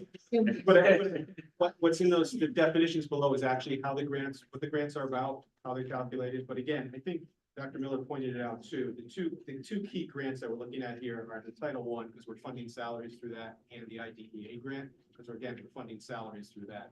Those grants are federal grants. They are given every year. There is no exceptions. I've never seen them not increase it. From the IDA perspective, I have seen it decrease for Title I in Oxford, year over year. It's how I calculated my projection. Basically, at the end of the day, it's dependent upon free and reduced lunches, right? And I've seen that actually, so two things. I've seen that actually increase this year because during COVID, everyone got the free lunch. And so there was no need for parents to apply for it.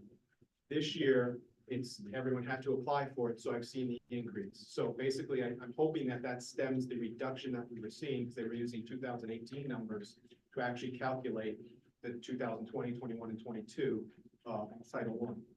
So at the end of the day, hopefully next year that will stem the reduction, because it's been going down about 5%. I calculated it to be every year.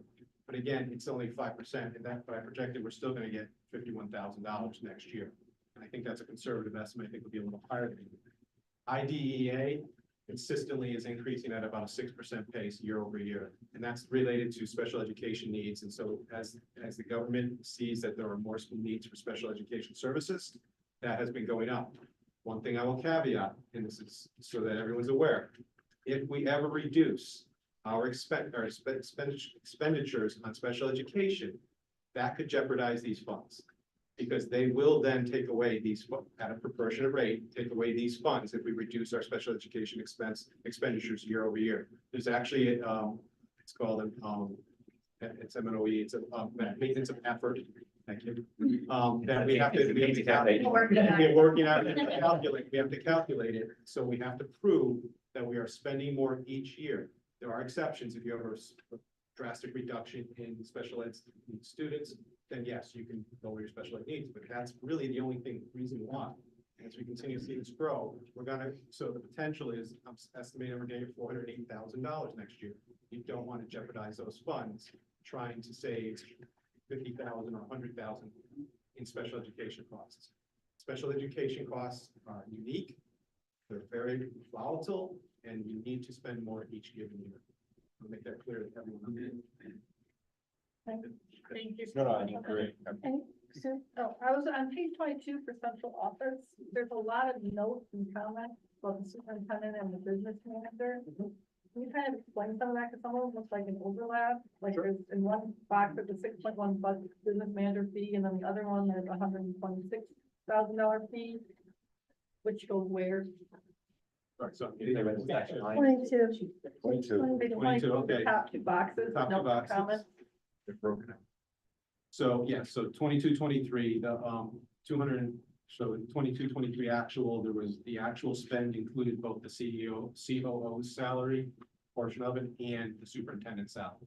So that's why it goes from 309, and then the budget adopted in 219, 708. It was actually just the superintendent. I'm just trying to explain the detail there of why this expenditures were 308,761 in 22, 23. And are dropping to 219, 708. Because that budget account in the past was the superintendent and the superintendent salaries combined. Yes. So what we've done is we've just made that superintendent's line going forward from 23, 24 and 24, 25. So that's truly just his salary. And then in the line below, we've taken the COO and the business manager, we've combined those two. And remember, the business manager, we didn't have one. He was Right. full-time. So yeah, he wasn't full-time. He's on. His actual, the budget for the business manager, Mark Izzo, who's the prior person here, was actually down in professional services because it was hired by a third party. So we had to move that budget up. There's a lot of movement going on between budget lines to make the budget look realistic, because theoretically there would be nothing in that line because you didn't have one in a salary position. So I tried to move the budget up into that line along with moving the COO's budget down into that line so that the COO and the business manager, who are not the superintendents, right? So we're putting that together. And not to complicate the matters even further, but part of that COO salary came from the facilities manager, which was from a different budget in CalSA in the first place too. So it's a lot of different moving parts that went into that historical piece of those accounts. And then if you want me to further explain it, so to go my salary, that line says 2.5% there is because I was only hired in August, so I'm only a partial year. And so my salary was 135,000 is what salary, it's only going up 2.5%.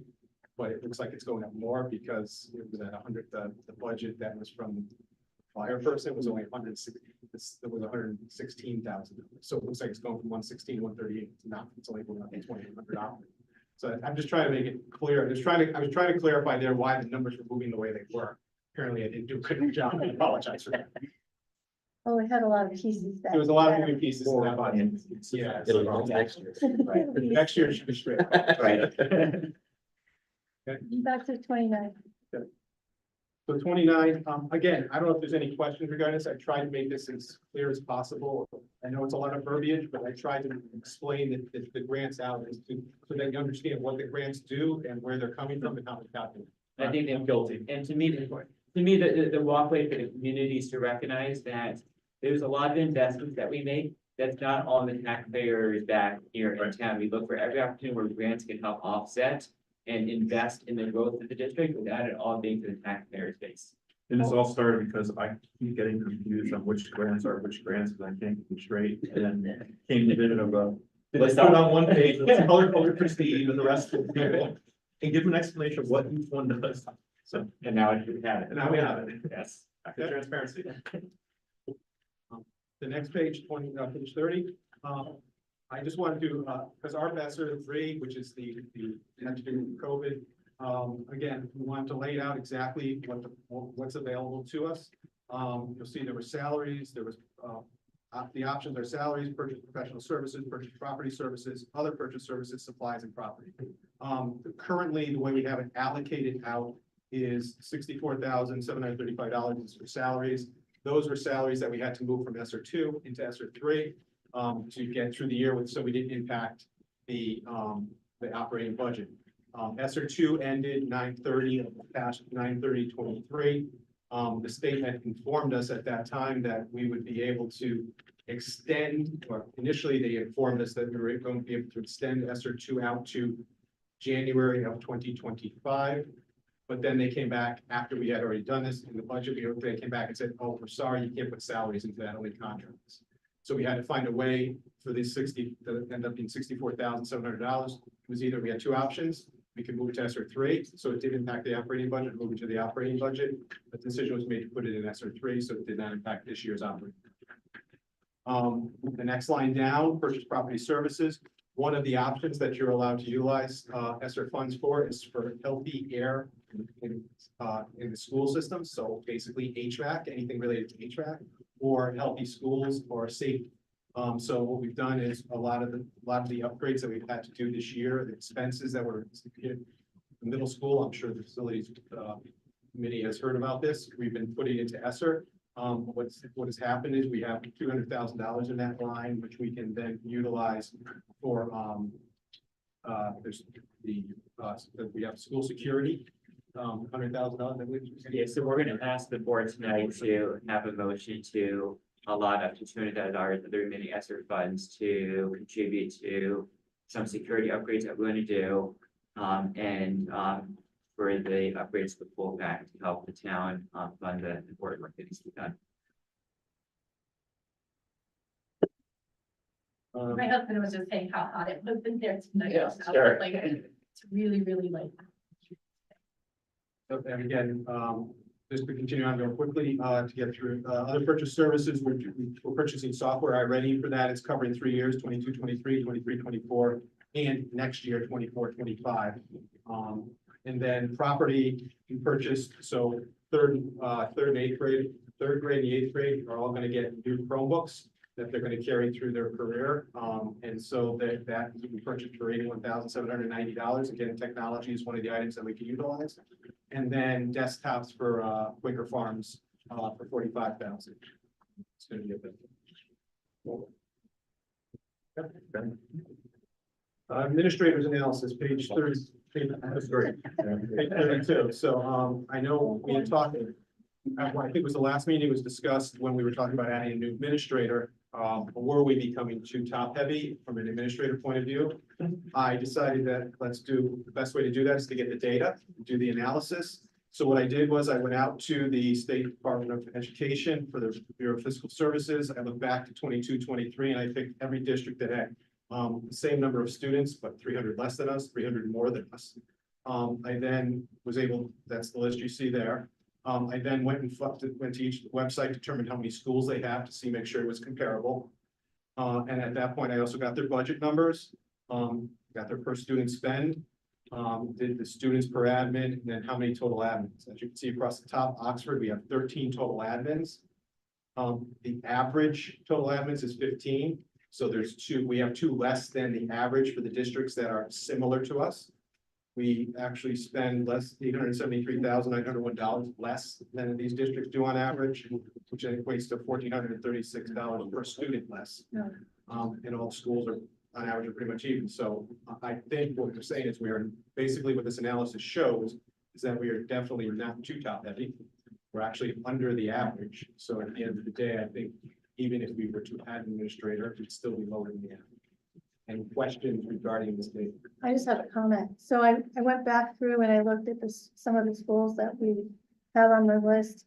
So Safford, their budget request this year is 4.81. Clinton is 5.25. East Hampton is 6.2, and then adjusted to 7.23 because they had 3 special ed outplacements. Stonington was 6.3, just for comparison. What was the last one? Stonington was 6.3. And do we know what their actual approved was like the previous year? I probably have it at home, but I was just doing what they've requested this year. Yeah. So I just thought it was, Need the percent increase from last year? No, I went Or the to, total? what they asked last year. Oh. And was that What they approved? actually- yeah. what a lot of the school districts, I think Monroe and Newtown are having an issue because they're requesting over 7. Because they used grant money to fund positions, which is one thing that we haven't done. So we've done a good job of, keeping that our staff within our operating budget. I can get you those numbers, so exactly the cat code, because we actually have, there's actually a spreadsheet that tells us. Just curious. I will get that number and I'll provide it to the board. That'd be good. Thanks. And then the page we had. in The next back page data. is just the backup data showing you the titles that each of the districts have. And I just highlighted the areas that, the ones that did have teams of students. I also highlighted, those are the green and the dark, highlighted green. I also highlighted in blue and red where they have assistant principals that are in addition to what we have. We have one assistant principal at the high school, one at the middle school, none at the elementary schools, and yet these districts had those. So I just wanted to show that to the board. Very thorough. A lot of them seem to have assistant principals at the elementary Yeah. level. Correct. And that's very common in elementary school sizes. As you get larger number of students, we'll have an elementary school assistant principal and support them. But if these are schools are similar in size to ours. It's gonna have the same size. Yeah. Yeah. If you look just next door in Seymour, the both elementary schools have it. And then the final section is just, I just included this, the minimum budget requirement. So again, as along with special education, there is a state law that requires that you spend more money each year in education. And this is the document that summarizes this. There are exceptions if you have fewer students and stuff like that. So it's, but I just wanted to, so that you're aware that there is actually a law that says you have to spend more money each year in education. And the repercussions is if we were to go less, the town would be subject to fines and would get less education costs. Yeah, the cost sharing that the town gets, that the board does not see, that goes directly to the town, that will actually be reduced by the amount that you underspend on education. Anybody else have any questions? I just want to say, this is an amazing book. I love it. I love the book. It has a lot of the data. Any question we could possibly throw at you, we've thrown, Absolutely. We have. and we have, I'm blown away. It's Many meetings, but we've always had good books, at least since I've been on the board, the books have always been good. This is at another level, so I'm very happy. I don't feel like I'm missing a lot of data. I think for people who haven't lived with the budget book, they should be able to pick it up and have better understanding, so. That's the goal. Again, I get numbers, sometimes people get afraid of numbers or whatever like that. They shouldn't be frightening and they should be very clear as to what you're trying, the message you're trying to get across. And again, at the end of the day, it's how do we move the district forward? And we believe this is the budget. Okay, we have a motion. I can make a motion. Motion to approve the superintendent's recommended 2023-24 budget as the Board of Education adopted budget for 2023-2024. Let's put the delta percentage, 5.45. For 5.45% increase. Is there a second? You said 23, 24, 20. Yeah, 24, 25. I apologize. Type- Sorry. the typo. I Typo. misread it. Yeah, why?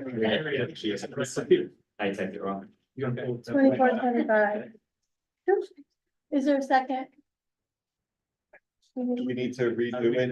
Because- Let's pull the motion back. Sorry. Nobody seconded, so you don't Okay, have to. all right. Okay, motion to approve the superintendent's recommended 2024-2025 budget as the Board of Education's adopted budget for 2024-2025 for the amount of 5.45% increase. Is there a second?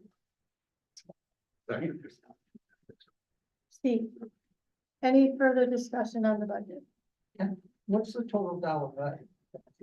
that it's going up? Because, percentages are like Chip said. It's on page 4, Yeah. it's 1.8, Excuse me, 1,852,744. I thought it was You mean the total or the total increase? Total amount increase on page $3 4. million. Yeah, this one, 1.8 is the change from last year's adopted. Excuse me, I gave you two. Page 4. Yeah, she got it. 5.45 increase. $1,852,774. So two changes. Any other discussion? Okay, all in favor? Aye. Opposed? Abstain? I'm gonna abstain, I had a few more questions, like, anyway, the discussion is over, I'm just gonna abstain. Shelley, Shelley. Motion carries. Thank you very much. Ready for the second motion? You want to talk about it a little bit more? Do you? Discussion time? No, yeah, do that, it's fine. Okay, we can talk about it. We're just gonna put the motion out there and then we can have a discussion. Motion to approve up to 200,000 in ESSER funds for security upgrades and contribution to town resources for pool upgrades related to the replacement of the pool pad. Do I have a second? Second. Discussion? Anybody have any questions on that issue? No? Okay, all in favor? Aye. Opposed? Abstain? Motion carries. Thank you, everyone. And then the next is approval of the school and Board of Education calendars. So we presented to you, two different documents on the agenda. The first is the school calendar for the 24-25 school year. It's a two-page document. Per month, it indicates the early release date, which we've always had, every month, except for, a couple during the year have a early release. It's on a Wednesday afternoon when students go home early and staff, stay for professional learning. Typically paraprofessionals, teachers, secretaries, they all stop what they're doing, and continue to learn. We typically have 2 days before the start of the school year, which is professional learning for teachers and paraprofessionals coming for convocation. We typically start before Labor Day, that's in here as well. There's always two full day professional learning sessions. One is always in November, that's on election day, you shut down the schools because the schools are open for voting. So that across the state of Connecticut is always used for professional learning. And then we allocate 1 day within our school district when we want to have a second professional learning day. That's also here in the calendar. I can answer any questions you might have. This calendar was put together by putting a proposal out to the District Leadership Senate Council, where they brought the proposals back to their schools to get feedback from the teachers and staff, and came back with some ideas, made some changes. And that's what you see before you tonight. So I have a question. Yeah. We're having professional development during the week on Wednesdays. Why do we change? Because it's been on Fridays and That's my one day. question too. I love it as a parent on Fridays, because it's like having a long weekend. Yeah, I don't understand why Wednesday. The feedback that we had from a lot of staff members was to move it to Wednesdays. So more will attend. We do have a dip in attendance from staff perspective, from not necessarily, they take Fridays off. So the thinking is when putting in the middle of the week with more credits and more, but I'm open to the conversation, but we did originally have it on Fridays, and because of feedback we got from staff, we ended up moving it over to Wednesdays. So this was a staff request. This was a staff request. The only other thing I mentioned, not related to us, but I know my daughter goes on a walk, and every Wednesday, it's not a half day, but they get out, I think, an hour early every Wednesday, and the teachers get together on a Wednesday, discuss, Yeah. sharing, Right. strategies, things like that. Right. So I know it's the teachers think a lot, but So what do you guys think? I mean, do you want to have them have further discussion with the staff? We could also take a look at doing a mix, and doing some Fridays and some Wednesdays. The calendar does not need to be approved tonight. I can take feedback and come back to you at the next meeting with a new draft of it. Would you be able to get some data that would show attendance on Friday professional development days? Really look at that. I'm just thinking, because if it's truly because we're not getting attendance and this is what staff's requesting, I know it's got to be hard on parents to schedule that, so. Or maybe we could kind of split the difference. So like, can we do the Friday before Columbus Day? So then that's kind of like a long weekend. Because you have Columbus Day off, and then the same with February break. Yeah, February break. And then, so that way the parents kind of get their way and the Yeah, teachers I think revert. that's a good solution. so how about if we table this for the next meeting and we'll come back at it? Are you guys okay with that? fine. We don't need to make a motion to table, just No. bring it back to me. We wanna put the Board of Education calendar. We could do the Board of Ed calendar. So by town charter, we're supposed to provide to the town the schedule of Board of Education meetings for the following year. What always holds us accountable for this is to make sure that we're not doing it during the April vacation. I don't think the April vacation is in question for this, so there's no impact. It's when we're having to press the learn of 30 days. So this is a schedule, with 2 meetings per month, which keeps consistent with the second Tuesday and the fourth Tuesday of the month as we've been doing historically here, except for the month of December, where we typically don't have a second meeting because of the holidays. Make a motion to approve the Oxford Board of Education regular meeting calendar for the 2024-2025 school year. Is there a second? I'll second. Let's do it. I did one already. Let's do that. Discussion. We don't have any discussion. Okay, all in favor? Aye. Opposed? Abstained? Motion carries. Dr. Miller, your report. Okay, I keep saying this, but the late is the hour, I'm gonna keep my remarks as brief as possible, but I am gonna spend a couple of minutes to talk about the pool tax, something might come up during the facilities committee, but I'm gonna address it after my report. I know that we've had a number of parents that have gone to the board of select meetings to advocate for the pool tax, and I'm thankful that parents are advocating for the needs of the schools. This is certainly something that we desperately need. You can see evidence of the pool tank deterioration, impacting the, conditions in the pool area, metal surfaces, the diving board, the doors, you're seeing, damage to, the pool itself.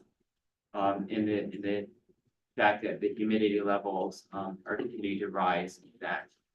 The question is it in need of replacement? As a reminder, 2 years ago, we had an emergency repair in April that cost the district approximately $10,000 to repair the pool pack in order to keep it functioning. The vendor at the time, it's on the invoice to us, cited that the pool pack was deteriorating and that they were urging us to urgently replace it as fast as possible, that they could not guarantee how long it was going to stay in operation. Over the last couple of years, the cost of pool pack, the estimate has gone up. Last year, we were estimating around $550,000, $500,000 as a replacement. The vendor now is telling us it could be as much as $800,000 or more. We are currently actively working with 3 different vendors that we brought on site to give us a hard estimate now in writing as to what it would cost today. We're learning through that process that there is 1 distributor in the state of Connecticut, so all 3 vendors are working with the 1 distributor to get the pricing. However, the cost of labor and what it would take to actually pull the old one out and put the new one in, that's where some of the cost differences might be. So right now, we're working getting that. We keep telling we need it as soon as possible. Every day I come into Mike's office and ask, do you have it yet? And he's probably sick of me asking that question. But as soon as we have it, then our plan is I have a 1-page infographic, which talks about the need to replace the pool pad. There are images from right now as of today of the damage that have taken place. And it's based on what the pool pad does.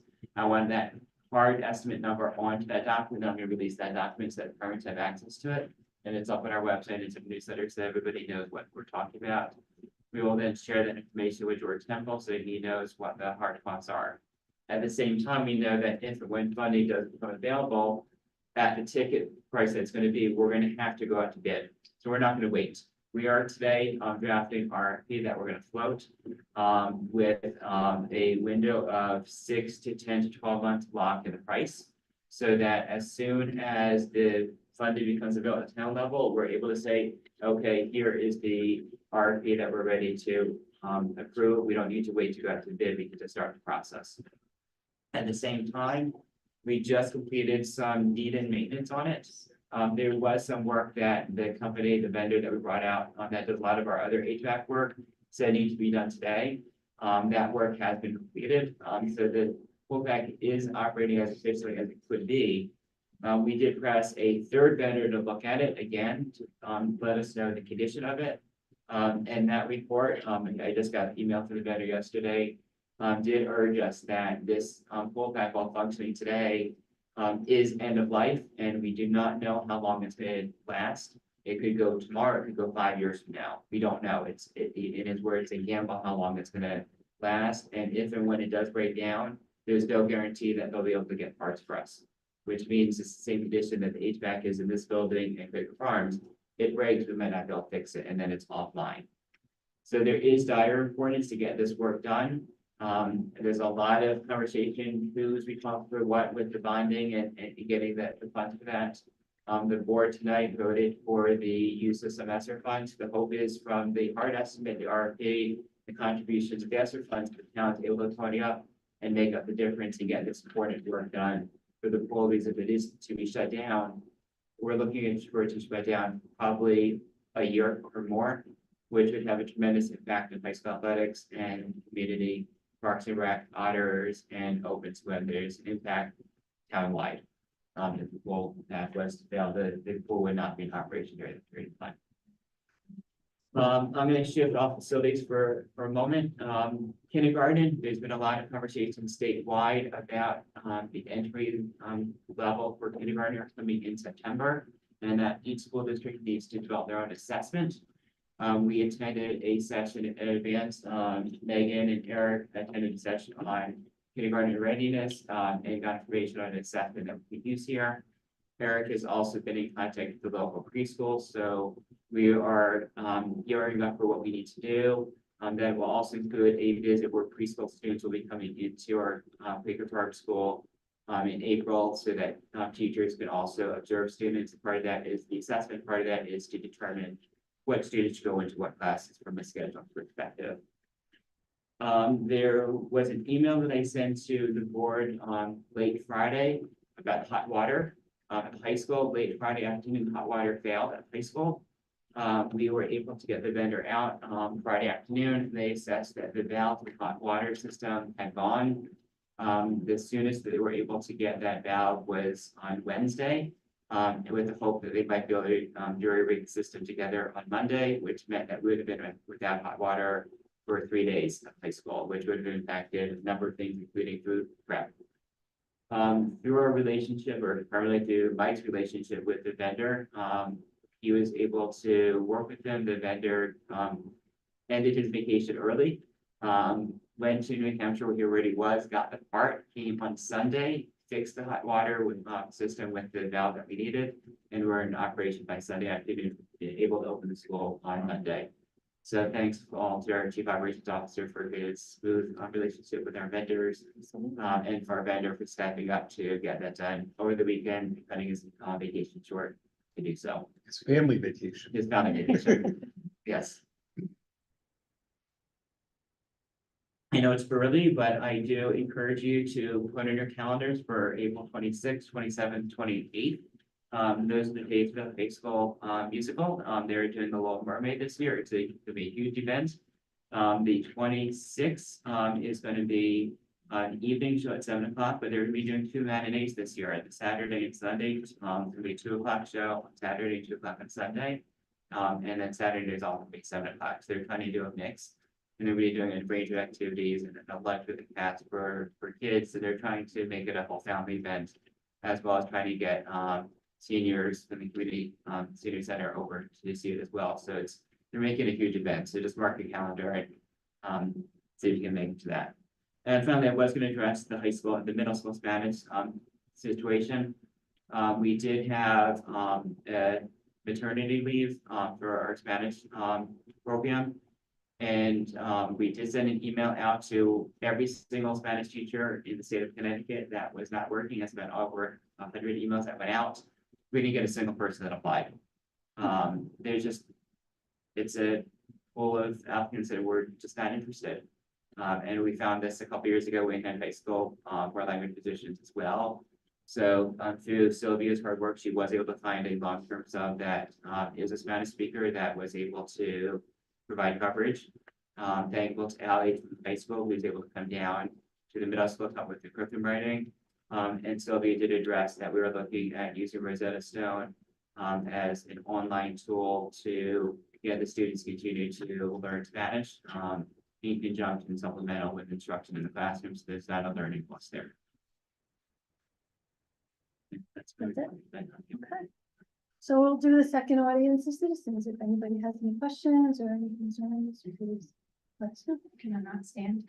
Thank you for staying with us so long. Just like coffee. My only question is for the ESSER 4 funds that you just allocated to the pool pack, if the town does not pony up their portion or we figure that out, what happens to this? We'll have to at one point reallocate those funds to other purposes before it expires. Okay, so that We're not can't giving happen. it It's not, back. we'll be using it one way or another. The hope is with full pack, but at some point, if it's not gonna be used, we have to then reallocate it together. I think we have to encumber it by It September. has to be encumbered by September 30th and utilized by January 25th, I think it's next year. So it's just a way of trying to say, you know, Just saying, yes, and skin in the game. we're trying to help out. We understand it's expensive, but you know, we have this ESSER funds that we can contribute to the projects. The question keeps coming on from town officials, can we be using ESSER funds to do that? Well, here's some ESSER funds to do it. Or with more ARPA funds. ARPA funds, yeah. Then, no, we gotta do different for the two different ones, but for us, it's ESSER. Anybody else have any questions or feedback here? I don't have a question. I just wanted to thank everybody for listening to my discussion about the volleyball. And I think that it is important that we look at bringing in the middle school kids to bring this program back to life.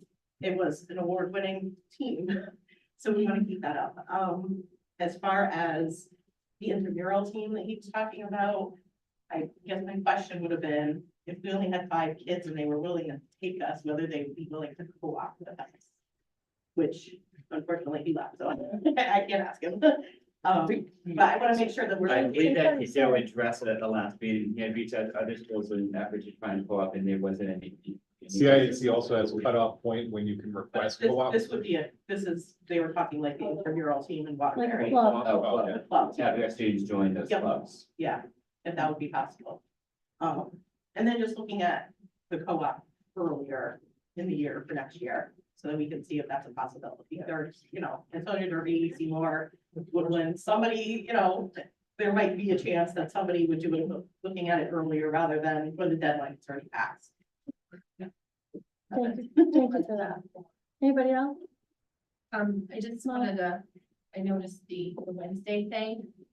As a parent with a schedule, that's maybe poll parents, see what works for them too.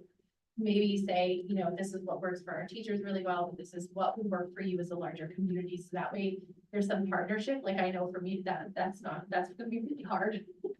For a middle of the week, taking time off to come home and be with the kids, that's harder to do than a Friday. Friday, a little early on Friday, you know, there's a little more wiggle, but maybe poll parents, ask them what they want. Hey, can we do maybe one Wednesday and then one Friday, or just a little bit of balance for everybody. Good feedback, thank you. Thank you. Anybody else? No? Okay. On to my report. March 11th is the Capitol meeting for the town. So, if people are around to attend that would be great. I'll let you know what time. I haven't seen the posting for the time, but that's supposedly the date. I'd like to try and reschedule our training session. Our board attorney has March 27th. And you guys let me know if you want to do it during the meeting or before have the special meeting. March 27th? March 27th. So just let me know what works best for everybody. And we can schedule it with Attorney Sharon. And that's all I got. March 27th is a Wednesday. Oh, wait, 26, sorry, 26. It's a Tuesday. It's a regular board meeting, but we either do it at 5:30.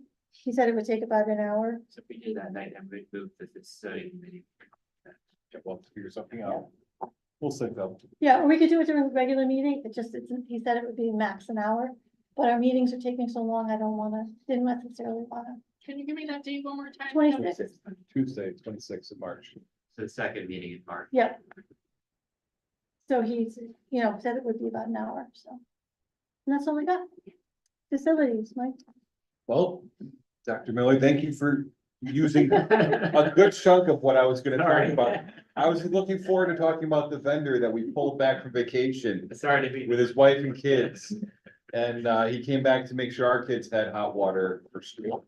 I believe the vendor is M&O, and they've been a great partner for us. We've been using them for the last few years. Couple years, yeah. And they keep coming through for us in a big way.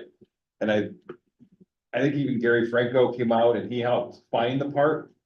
But I don't think he was capable of dropping everything and going to another state to go collect the part, but this vendor was in New Hampshire, so it works out for us. For the HVAC in goes, just to give an update on that, that's the one piece you didn't touch on that I get to sneak in here.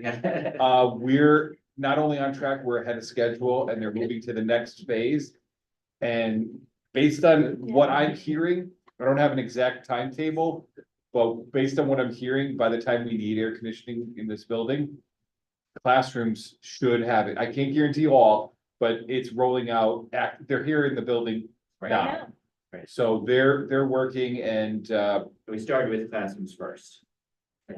so we're excited for the path this is on and it's on track and we're looking forward to the next grant to get us more HVAC improvements in this district, so. Oh, just I forgot, tomorrow Mike and I are meeting with Mr. Temple to talk to him about. To share that. Oh, sorry, I'm sorry. You're kind of already on the agenda, so. Forgot. So we're just gonna talk about, the security upgrade, request and hopefully we'll pass. So. That's it. That's all I have.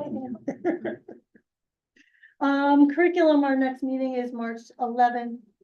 I'd like to try and start it at 5 because of the, capital meeting, which I think will probably be 7, so.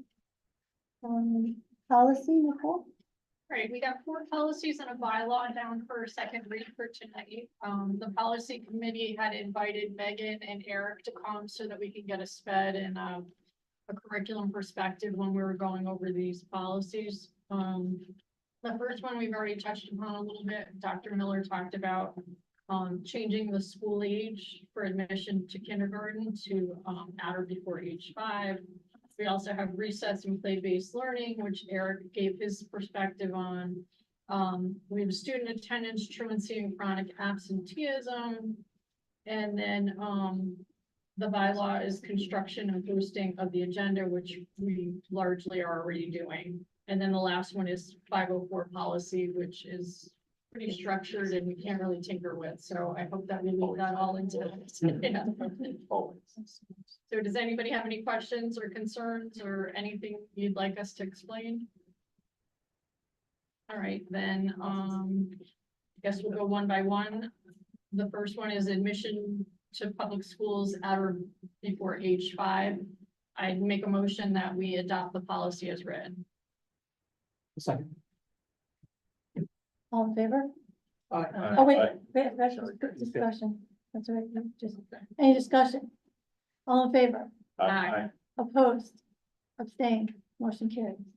Next one is recess and play-based learning. I move to approve the policy as written. Is there a second? Second. Discussion? All in favor? Aye. Opposed? Abstained? Motion carries. Next one is student attendance, truancy, and chronic absenteeism. I move to adopt the policy as written. Is there a second? Second. You guys are, any discussion? Where do we end up on this? If there's a 504 written that says student has a health condition and could be out of school. How does this play into like the tardiness calculation or needing a doctor's note for every absence or does it at all? Is it Would the silent? 504 cover and supersede the policy? That's my question. 504 Would policy. IEP or 504 supersede policy? Very good question. It would be, obviously it would be excused absences, but I do still believe it filters into the chronic absenteeism, but I can get you. But not subject to other discipline action. Correct. Right. Correct. So you're absent, you can't take that away, but. We wouldn't just say discipline over. Right. And then my assumption, we'd have a 504 or an IEP place that would put the supports in place in order to obviously achieve completion of the class, accommodations put in, Right. so that even if that absence is building up, we're still able to support the child. All in favor? Aye. Opposed? Abstained?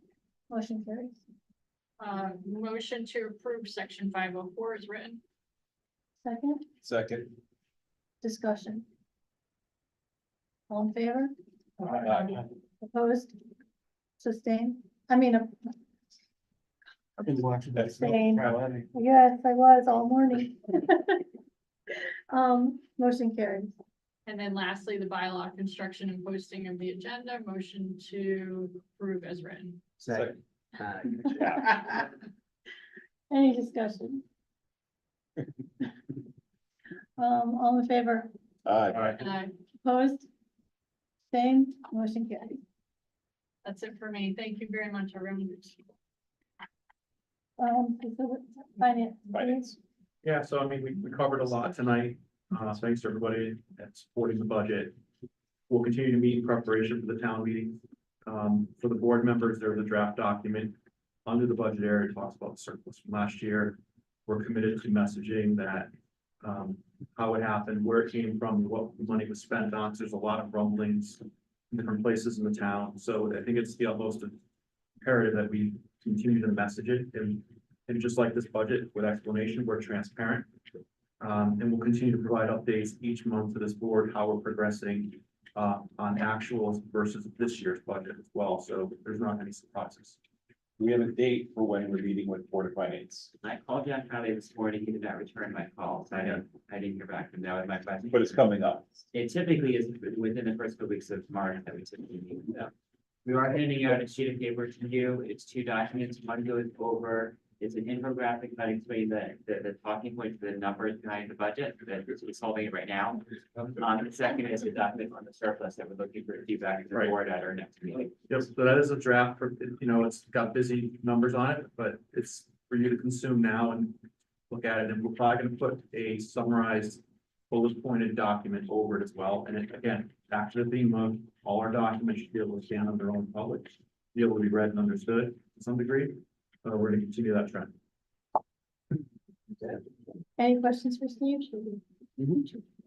Okay. Thank you. Oh, liaison report, had PTO meeting, they did very, very well with the boostathon. It was fun to watch the administrators get slime, not to admit. I watched that, the video of one of them. I think that was pretty much it. They're gonna pick their new date for that for next year. I don't know.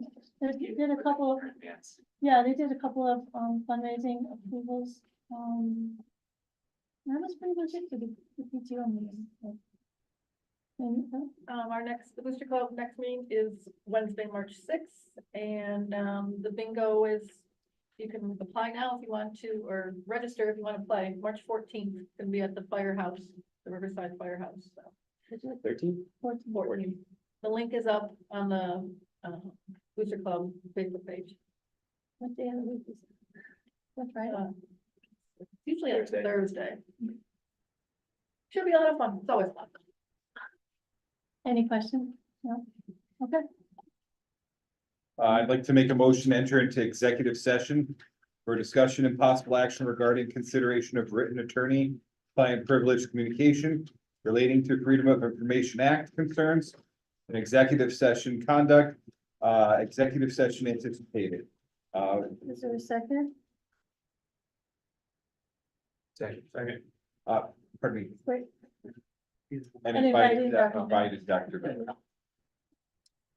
All in favor? Aye. Opposed? Abstain? Motion back. Yep, motion carries. Well, we have to, everybody else. And go ahead and the broadcast now. Yep.